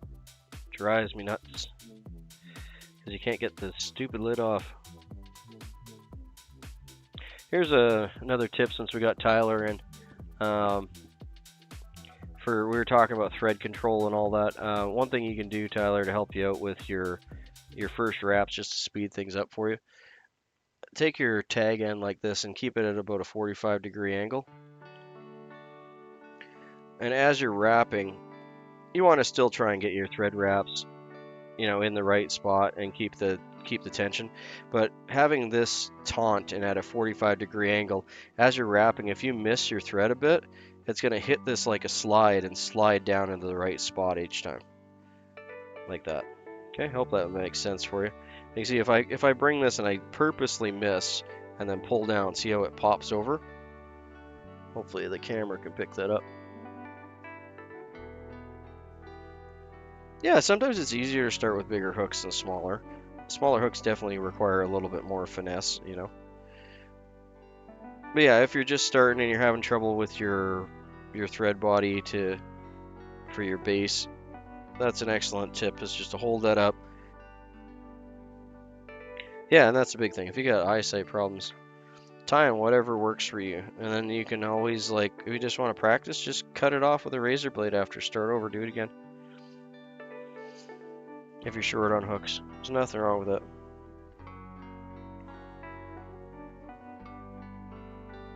Okay, so we're just going to tie that in there. I'm going to get this, we're going to use the red hand hackle again. Well, neither am I, but sometimes your eyes need a rest.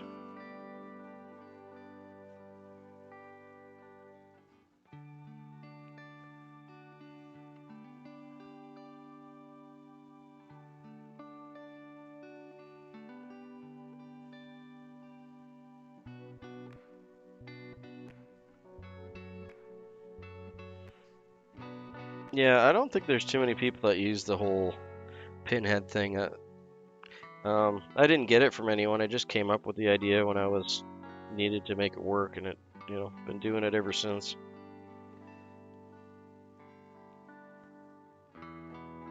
Okay, so we're gonna go about half the working body.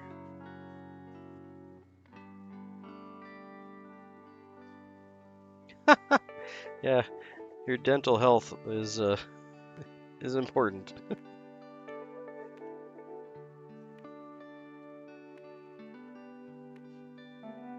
Yep, that's very true. And honestly, sometimes if you tie yourself a pretty hook and you're out there fishing and nothing's biting on it, but it's a beautiful day, it's a beautiful day, right? Who cares?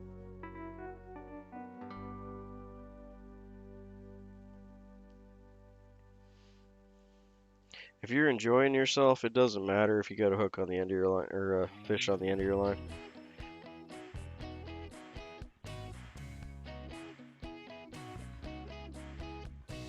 Everyone's got their own reasons for being out there. As long as you're enjoying the time on the water, that's more important than most of what we talk about.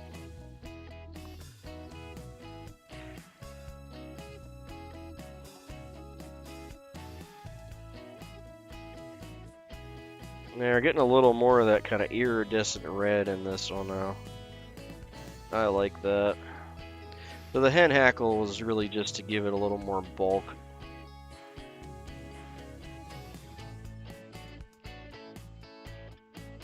Yeah, exactly. There's nothing wrong with that. Just spending time out in nature, enjoying yourself. Absolutely nothing wrong with that.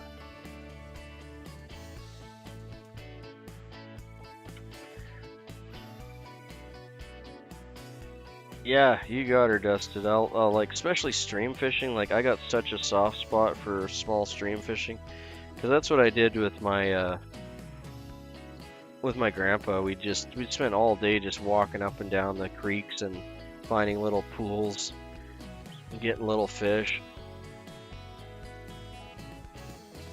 I really need to go back and do some more of that. That's some of my favorite fishing.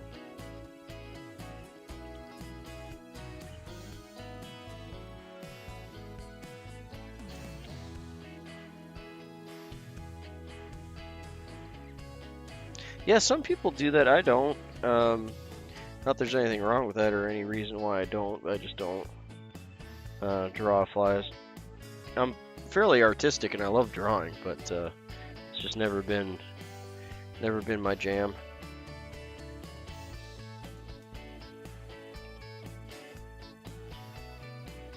But yeah, if you enjoy doing that, yeah, fill your boots. That's cool. I love fly artwork.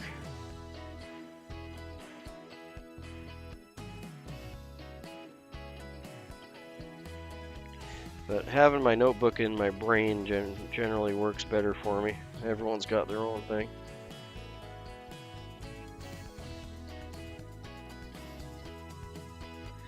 Very true, very true. And we used to catch these just little brook trout.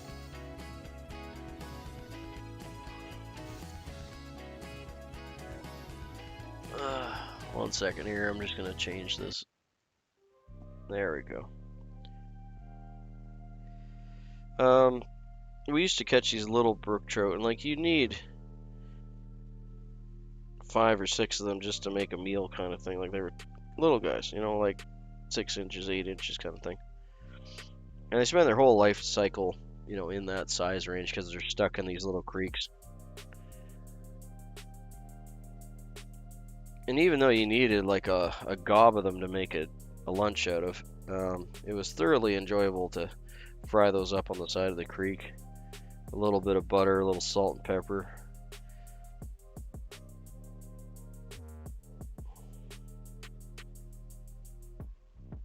And just have a belly full of warm, crusty, toasted fish.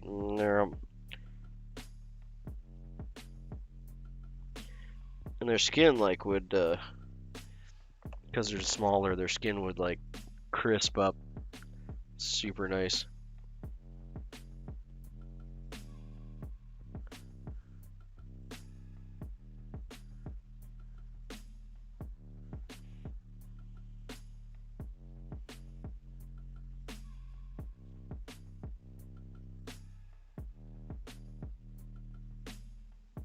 You talking like a dropper rig, or are you talking like a streamer that has a...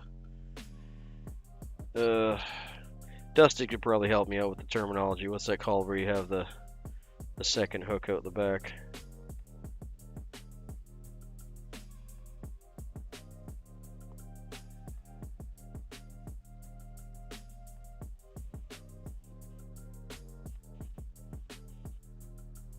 Yeah, exactly. It's just like little bluegills.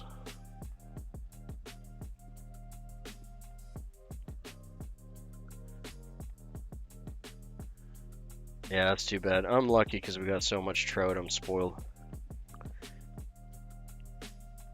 And we got kokanee, we got salmon. I mean, we got all the good stuff.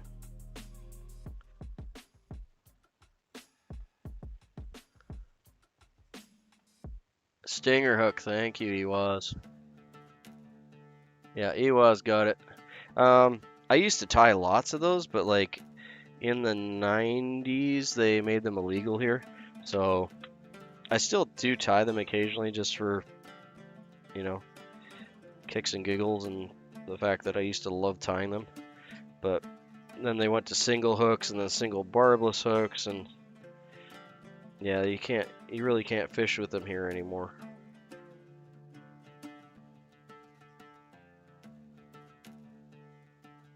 Which really is too bad. I'm just trying to thin this out a little bit for the first wrap or two, just to keep that butt section as thin as I can. There we go. That'll do.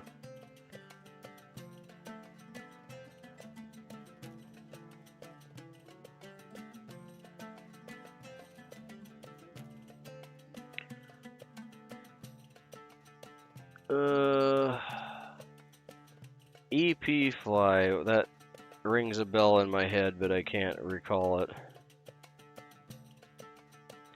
I should know that one. I know I should know that one.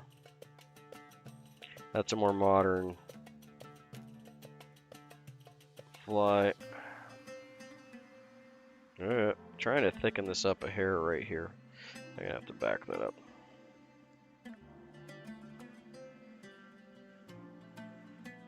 Yeah, you could. Yeah, there's nothing illegal about that. Because you just single hook for the most part. I don't think there's regulations where the hook has to be, so yeah, you could still tie it stinger style, and then I think the only regulation I know of for that is with some of the steelhead and salmon run, because they don't want people, there's a length that you can have it at, because they don't want people fouling on the fish, which they unfortunately tend to like to do.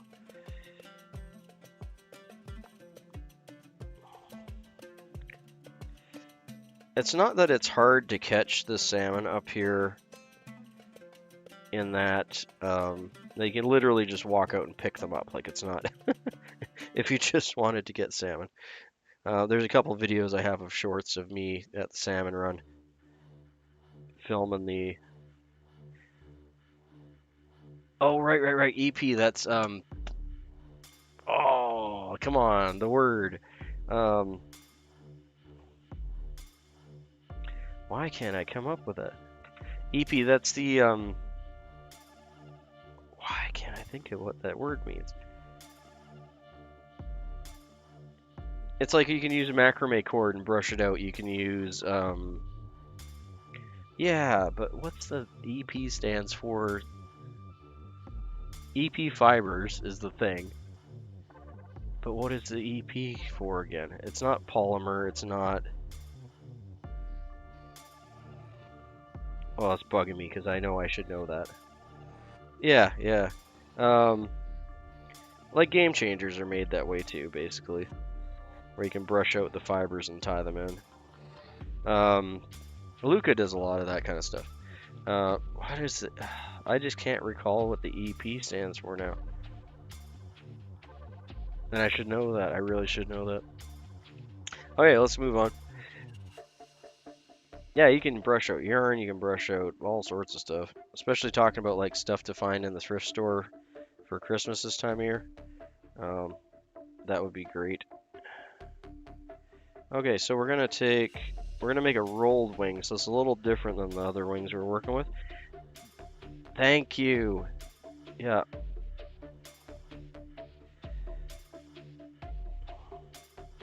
Thank you. That is the correct term. Of course, EP is like way easier to say. Okay, so we're gonna take this here. Thank you, Destin. I can count on you for the weird terminologies. So for a rolled wing, what we're typically looking for is this kind of separated fibers. Works a little bit better than your mated fibers up top. So I'm going to be doing 2 here, so we'll take a strand from here. This is about half of what I want, so about a gap height. You're going to need a little bit more material than a regular wing. You're going to line up the tips like we did, grab it in your fingers, pop it off. Okay. I'm going to just set that aside here. And we'll get the second one.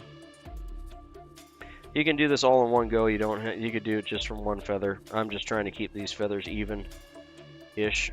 So I'm going to grab the same amount from each side. You could double up on one feather. So that's about the right width that we want, but you can see that these are tapered really a lot. So what I'm going to do is grab the rachis here, bend these down, and then put pressure on it with my fingers to keep them in place. And then these are much more lined up. I could go a little bit more than that. There we go. So now these are all lined up. You can't really see it on the camera as well as it does in my vision. But either way, take my word for it, these are lined up. Then I'm going to grab these here and let go on this side and then pop them off. Alright, now to make a rolled wing, what we want to do, I'm going to be doing this twice because I got 2 bundles. The shiny side, or the nice side of the feather, is on your guys' side here. The dull side is on, well, let's just show you the feather. So this side's a bit duller, right? Doesn't have as much shine to it. Then you got your pretty shiny side of the feather on this side. So you want to keep the dull side towards you, shiny side out. And when you can just wet your fingers a little bit. You don't have to if you got crooked thumbs, but pinch as you're pulling back and it'll roll them together. Like that. And now you got shiny side on both sides now. Yeah, they've really jacked up on the regulations here too. And for good reason, it's caused a lot of problems. Okay, so now we have a rolled wing. Again, this is half of the rolled wing, the other half's down there. I could put the 2 of these together, but I'm just going to tie them in one at a time. I'm going to try and get this as long as I can. It's a little shorter than I'd like it to be, but we're going to go with that. I'm going to do a soft pinch wrap just to stop it from twisting as much on me. There we go. Tie that up. Well, that's a rolled wing. So we're going to do that twice. Again, I'm just doing it twice because I want to even my feathers out. By But here's our second one, and we're going to tie that right on top of the first. Again, you can have these put together, you can just tie it in once. Probably a better option, to be honest with you. But in this case, I'm going to do it one and then the other, because one of the feathers is just slightly longer than the other one. There's our pinch wrap, 3 wraps to hold it in. And that's a rolled wing, so it's a little different in that it's, well, should be kind of sort of round. But you can use those more fibrous fibers rather than the matted ones.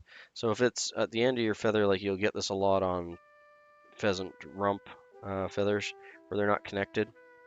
Those work the best for doing like a rolled wing. But you get that mallard, you get it in many different different birds feathers. Because this is the non-flight side. So the other side of the feather is what they would call the flight side of the feather. So if it was on the wing, that's the part that would be helping with the airflow. And it's a lot stiffer, and that's where you get your quill wings from and your whatnots. Yeah, if anyone's enjoying the stream, feel free to drop a like and a subscribe. Costs you nothing, only takes a moment. Makes the number goes up, makes Nimby happy. We're almost at 1,000 subs. I'm not worried about it though, because still working my watch hours up. Almost back where I was. I was at 3,800 watch hours. And then I got sick and took a bit of a break for a week, and it just plummeted back down to like 3,000. It was like, oh, buddy. That was a little painful. Okay, not building the head up yet. I'm just trying to make a flatter surface to tie in the hen hackle. But that's a lot more a style like you do for a Doc Spratley or many steelhead or salmon flies. Typically have a rolled wing. They're a little bit more durable. They cast a little better. They don't get as beat up. So if you're looking for just a fishing fly,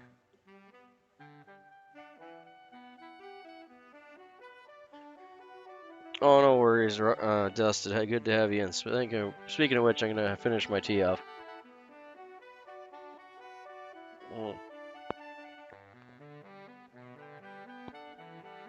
Thanks for reminding me. Get that cleared up before it gets too cold.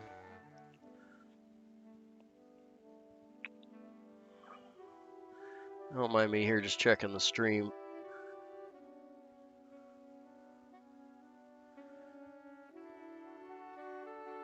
Yeah, like in my case, like it's more of a whiny, complainy thing, but I was almost at my 4,000 watch hours, and it's on a rotating scale, right? So it's the 365 days rotating scale, like a year that just continually moves along. So what happened is a lot of better, well, not better videos, but a lot of videos that had some substantial watch hours ticked off that year scale and dropped off the watch time metric. So at this point now, because I've been going pretty solid for over a year, it's more of an uphill treadmill now because I'm fighting the ones that are dropping off. I have to replace those watch hours as they drop off. But like I said, not complaining about it like that. It's just is what it is, and I'll get there. I know eventually I'll cross that boundary, and that's kind of like my little personal metric to try and get done. And I know it'll happen. It's just a matter of time and all that good stuff, right? And I'm thoroughly appreciate all the effort that everyone's put in for the channel and just hanging out and keeping company. That's the most important thing for me. But if I'm chasing any numbers, that'd be the number to chase.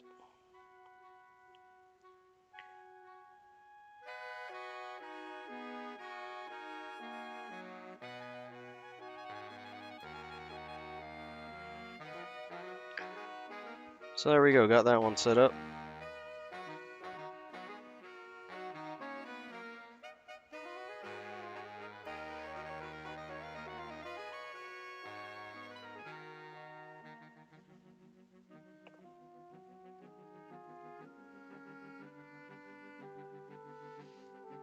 Okay, got our little triangle cut there. Ooh, that's a little thick. Let's thin that down a little bit.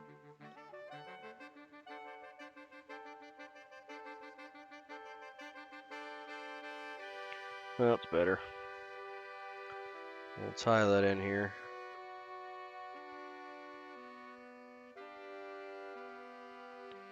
Come on, buddy.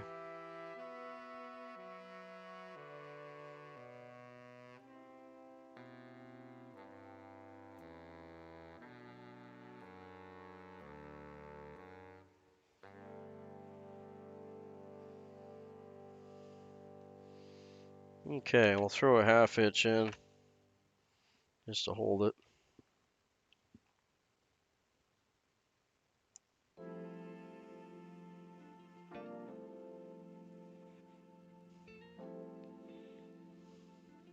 Aw. Yeah, if I ever have to move, I'll get like a little fishing box or something and just put enough stuff in so I can pull it out and whip up some quick halfbacks or something simple, you know. Have like some pheasant tails and some peacock in there and just so I can still have something to do. Moving is just always a pain in the butt, right? Just is what it is. Gonna reduce this down just a little bit, taking a few fronds off either side. But yeah, hopefully your move goes okay, mate. Moving can be stressful and tiring, and like I've never been more exhausted in my life than any time I've moved somewhere.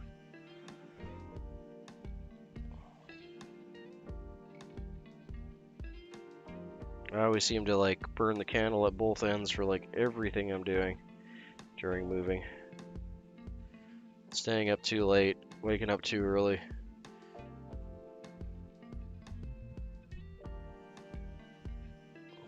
Thank you.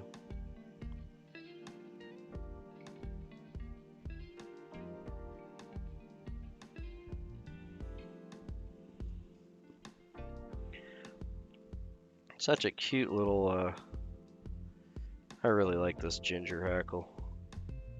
This was actually my father-in-law's cape. I inherited a lot of his fly time material when he passed away. So it makes me happy to be able to use it.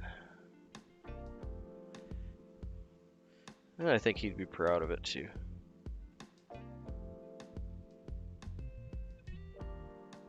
So I know he'd want to see it being used too, not just sit in a box somewhere.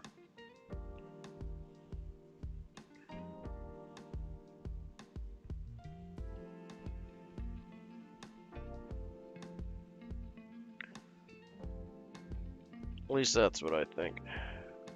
Now this is a Montreal Streamer. Which is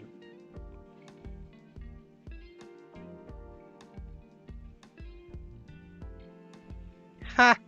Yeah, I've seen a few people do that. I kind of wish I came up with an idea like that, but I've seen other people do it.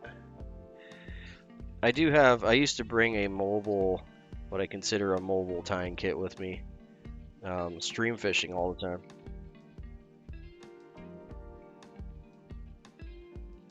Yeah, I know, and it's like I always get stuck in that trap where it's like I know I'm gonna do that, so I try to, you know, prep and sleep early and have meals pre-made or get pizza or whatever you gotta do to make it work, right? Yeah, a lot of people say I got ridiculous amounts of patience, and I guess I do. I worked in a, well, still do work in a call center, but call center work taught me a lot of patience, let me tell you. Anything taught me patience, it was working in a call center.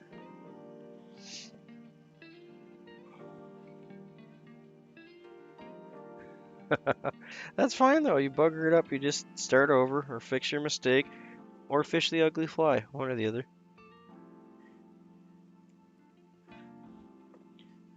There's nothing wrong with fishing an ugly fly. We all like fishing the pretty ones, though, don't we? Why did my Sharpie marker keep disappearing on me? I swear, Sharpie markers out of everything in the world, they're like the 10mm socket of the pen community. I swear they just walk away on me all the time.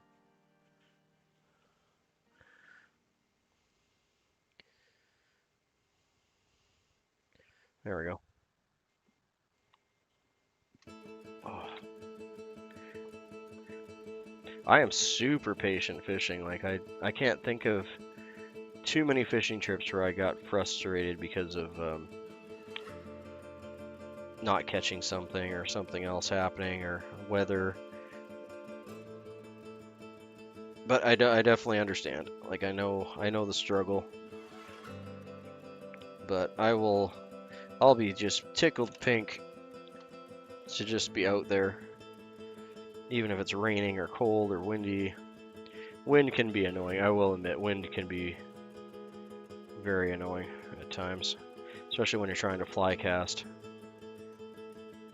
That's why I generally always have a spinning rod with me, whether I'm fly fishing or not. Yeah, for sure. A lot of people have. Pretty flies are for the fly fishermen, not for the fish.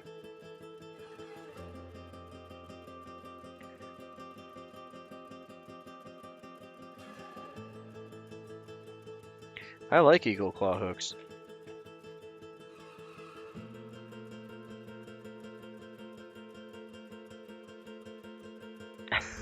Yeah, you're absolutely right, Luca. I love quill wings. I take a lot of pride in my half-decent skill to tie quill wings. But, like you said, they get... Yeah, they get buggered up so easy. That's the sad thing. Oh. Yeah, what it is with a 10mm sockets and just walking away. I did an oil change on a... What was it? A Ford was it a Ford Lancer? No, Ford, I want to say Lancer, but Lancer's Dodge. Was it a Prism? No. Anyway, it's one of Ford's fancier, faster cars. And dropped the oil pan on it, and there was a 10mm socket in the bottom of the oil pan.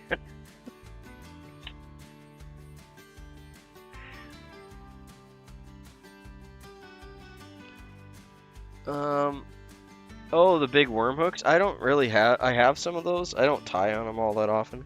And I don't tie a lot of worm patterns. Like, they're cool, don't get me wrong. They look cool. Everyone likes a worm pattern. But for me, it's like, if you want to fish a worm, just go fish a worm, you know?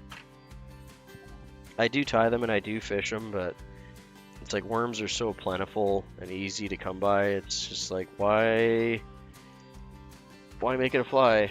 I don't understand.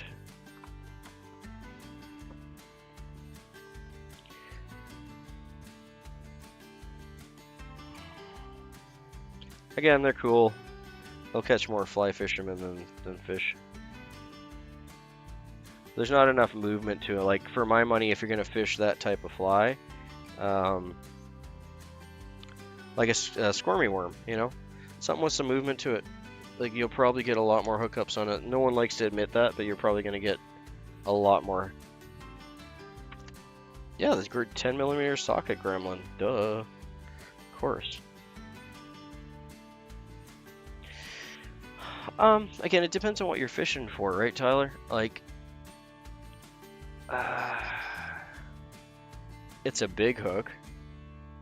You're gonna have to, like, we're talking about those EP fibers. You could do quite a bit with EP fibers and a hook that size.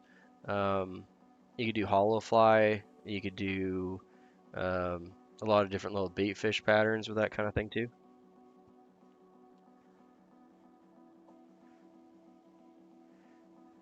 Oh, you're talking about squirmy worms? Yeah.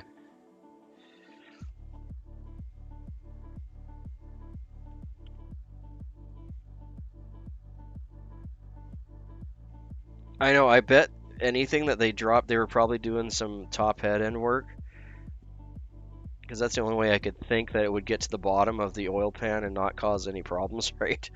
They were probably like checking the valve clearance or, something, and then dropped it in there and went like, where did I put my 10 mil?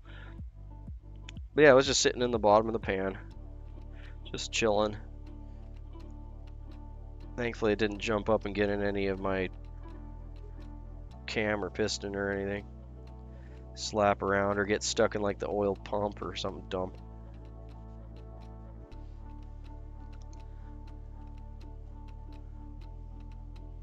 Oh, okay.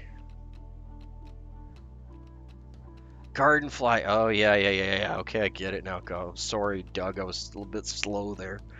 Boof. Come on, Nimby. You need more tea. Yes, that makes absolute sense now that I'm thinking about that. And honestly, like,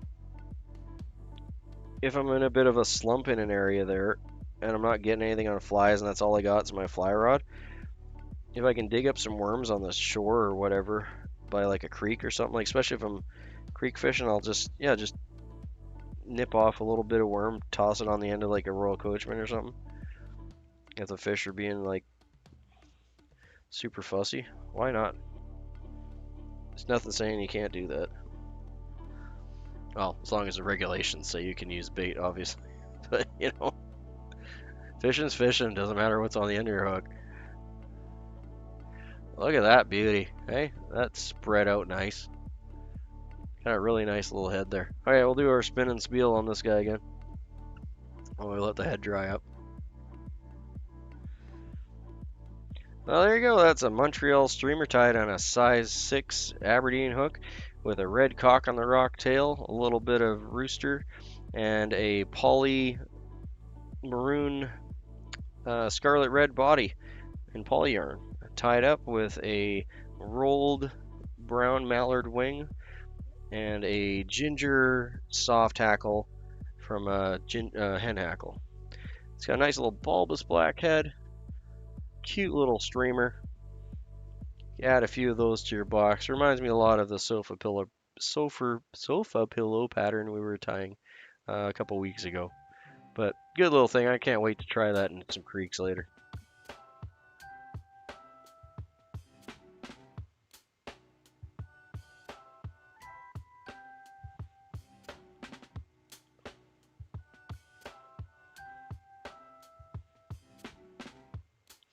Yeah, exactly. I mean, sometimes, especially if you're up there and you just want to catch some food for your lunch or whatever.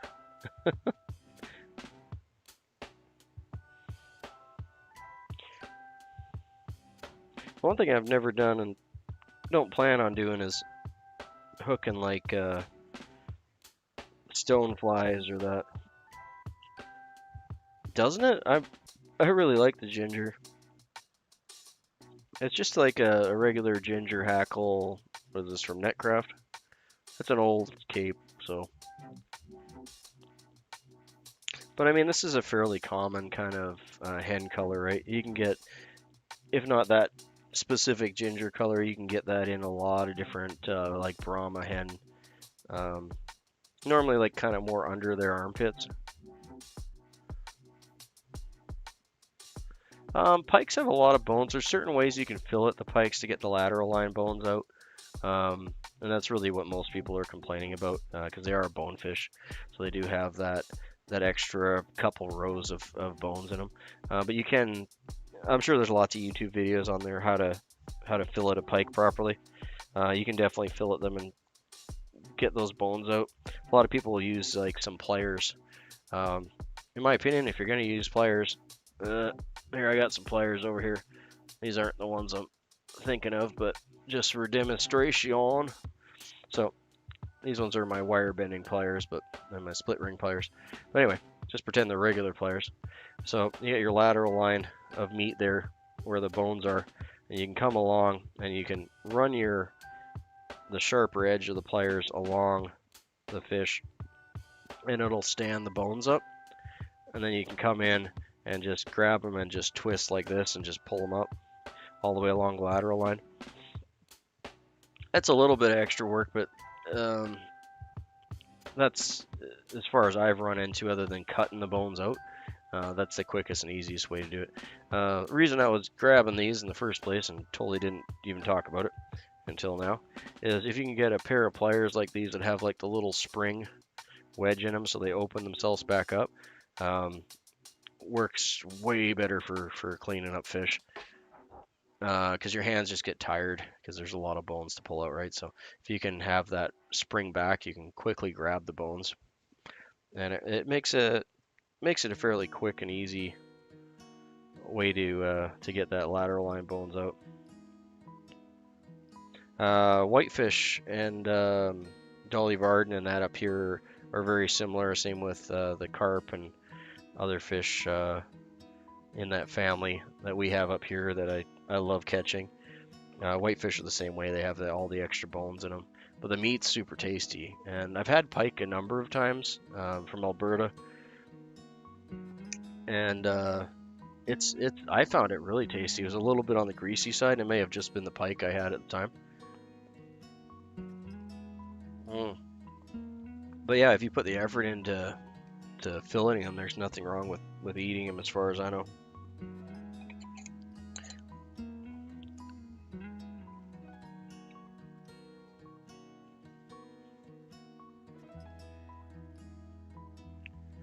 Oh, I've seen those. I don't have any, but I've definitely seen them.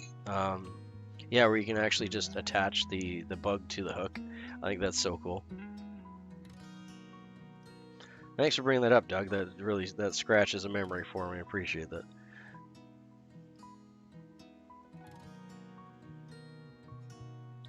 Where did my thing?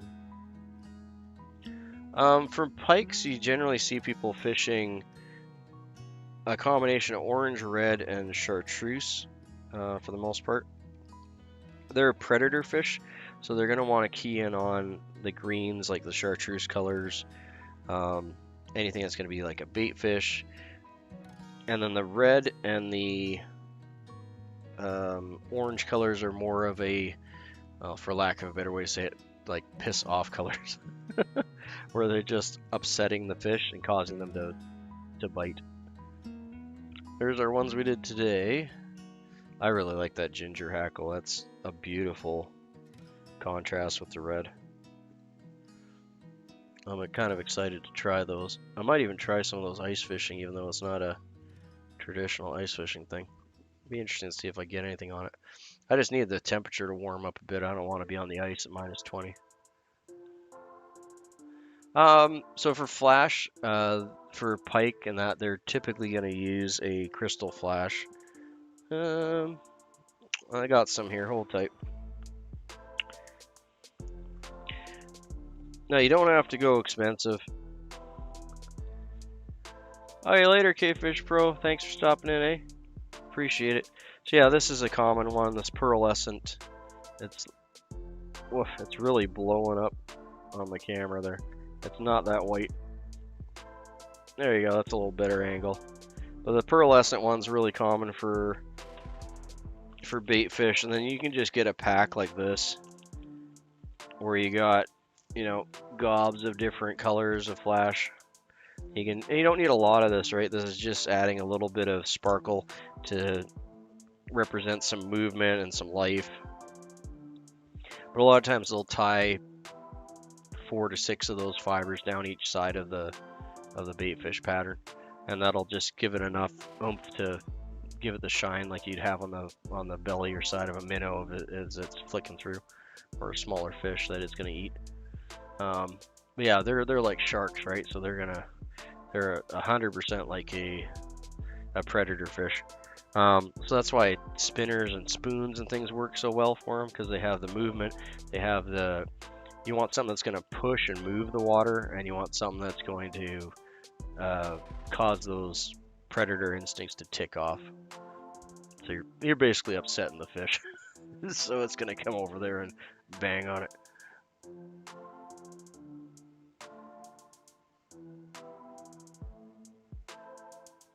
That's kind of a funny idea, Luca. Yeah, you can do a lot of interesting things with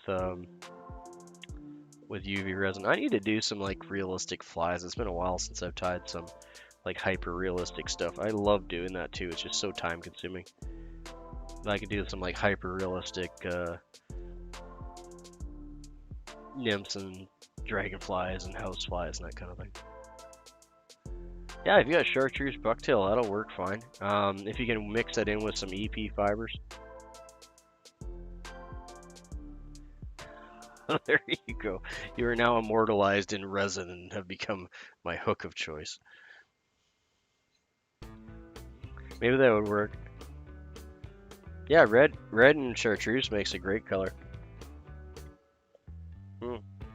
I was just using red bucktail the other day. What fly was I tying with that? Was it these?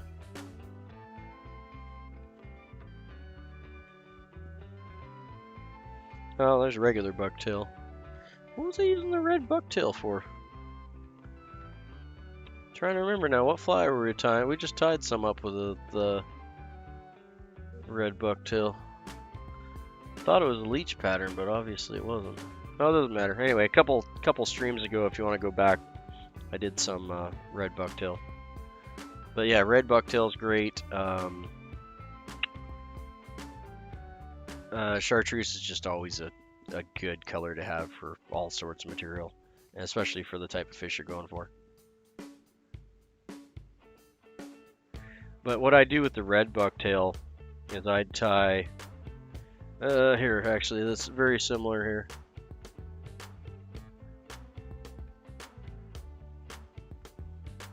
Where am I going? I just had it in my hand here. Sorry, 1 second. So just like this guy here, this black one, you see there's a little bit of red cheeks on it. Here, let's just pop. I'm gonna pop him out of the vise here, or pop him out of this so get him in the vise so you can see him proper. So for a lot of pike flies, they're gonna look similar to this, just bigger and a lot more beefier. This is an older rendition of a leech pattern. But I do the same thing with the red bucktail you have and just put 2 strips like this down the side, and that'll imitate like flared gills on a fish. So if a fish gets sick or it's damaged or it's been beat up or whatever, there's lots of many reasons, but it's really common for a fish's gill plates to flare out and become inflamed if they're sick or if they're not doing well.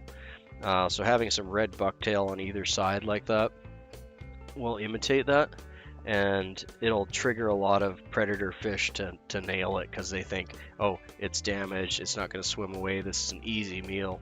So that's a really good thing to key in on if you got some red bucktail. And you could do underneath here, like we got some white. So I do some white like EP fibers, or if you got some white poly yarn, or really anything that you can brush out that's going to look a little bit like that. Do like a little puff of white underneath. Do a lighter body, so in this case this is just silver mylar or gold mylar, but you could use silver. So for most of the patterns you're going to do for pike is going to be light to dark, because most fish that they're going to eat are light to dark. So if you're going white or silver on the bottom and slowly working your way up to chartreuse for your main lump, so your main lump is going to be this, and then just a little bit of black or darker brown on top of the chartreuse just to give it that complete color change, and it'll look a lot more like a bait fish. You'll probably get a lot more strikes on it. How fast do pike strike hook? Like they're like sharks, man. They're they're a full-on predator, right? They will hit it hard and sometimes swallow the whole thing.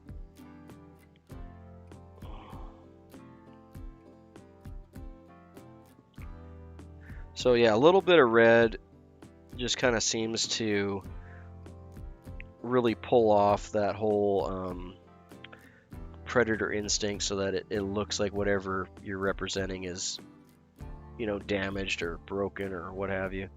And then having that color gradient change from a lighter belly to a dark on top. And however you throw it together doesn't matter. Like the rest of it doesn't matter. Those are the key things that he's going to see. And then having that couple strands of flashaboo or flash along the body side just to give it that light reflection which will imitate, you know, a minnow. In some cases, yeah. Some cases, pike can really swallow, like at least in my limited pike fishing experience, but I've watched lots of videos on it. They can swallow that thing, you know, like a hot dog, right down their throat. So a lot of people will carry long. You want something like at least like minimum like this, like a pair of hemostats that are this long. You can get much longer, and I'd recommend going longer because they got some wicked teeth on them too, right? So you don't want to get your hand in their mouth. You're gonna end up with a messed up hand and fingers. So they do make all sorts of hook retrieving pliers and tools that you can use to get the hook out, because pike walleye will just smack that thing and it'll typically get pretty far down their throat. Especially if you're fishing like treble hooks or things that are going to be hard to get out. You definitely want to have something you can get in there and pull out the hook with, because they're strong fish too, right?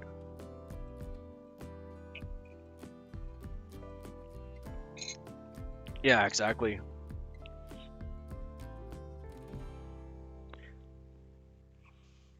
Thank you. That's a good term. Lip grippers. Yeah, you got it. Yeah, you can have something where you can grab the fish, so you're not gonna hurt yourself and you're not gonna hurt the fish. So you can release it if you want to. But you need something that you can get down in its throat with. Hemostats, if that's all you got, that'll work fine. If you got some pliers, that'll work fine. But something with a longer reach, because they can really swallow those hooks. So just to keep yourself safe, right, and keep the fish safe.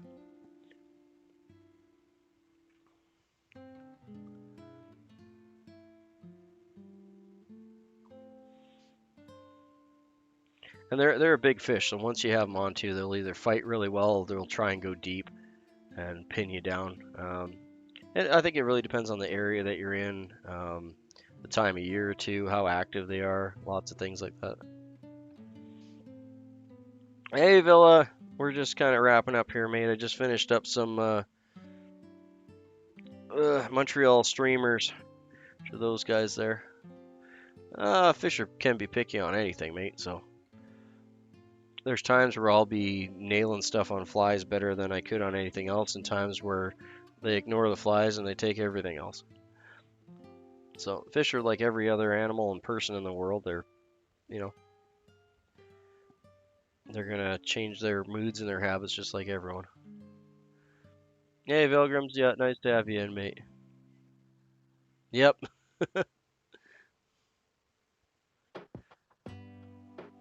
Yeah.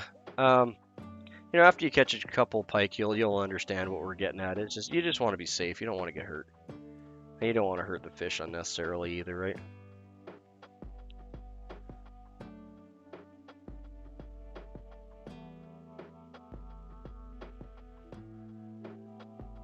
Alright, so we're just kind of wrapping up. It's good to see you, Anna Vilgrams. I just saw your short there. You had that decent sized little bassie, and in your are those new waders? You had those what brand is it? Bassie whatever waders that you had.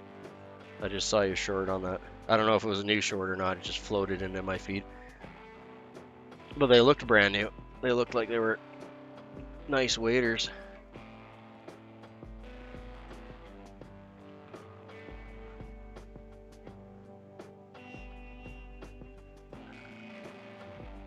Did you pick those up yourself, or was that like a you get like a sponsor with them or something? That'd be cool if you got a sponsor with them.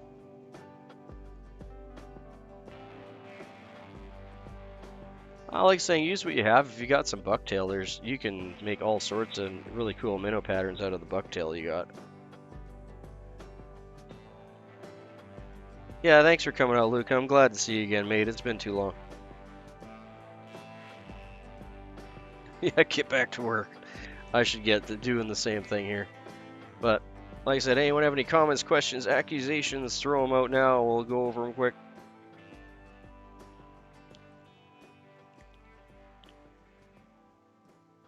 Yeah, they look like really cool waders. I need to get me some new waders. I got lots of boots and like half waders, but I don't have a full set of waders. There's not too much I can use them for around here. Later, Doug. Thanks for coming in. Remember to email me, Doug, so I can get you some flies sent out. No rush on it, though. Just remember to do it at some point. Hey, thanks for subscribing, Dennis. Don't see you in the chat, but it's a pleasure to have you on board. Yeah, if anyone else wants to sub the channel or drop a like before we end up here, I appreciate that. I always like to have more people in the crew.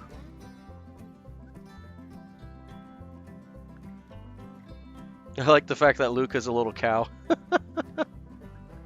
Ironic, too.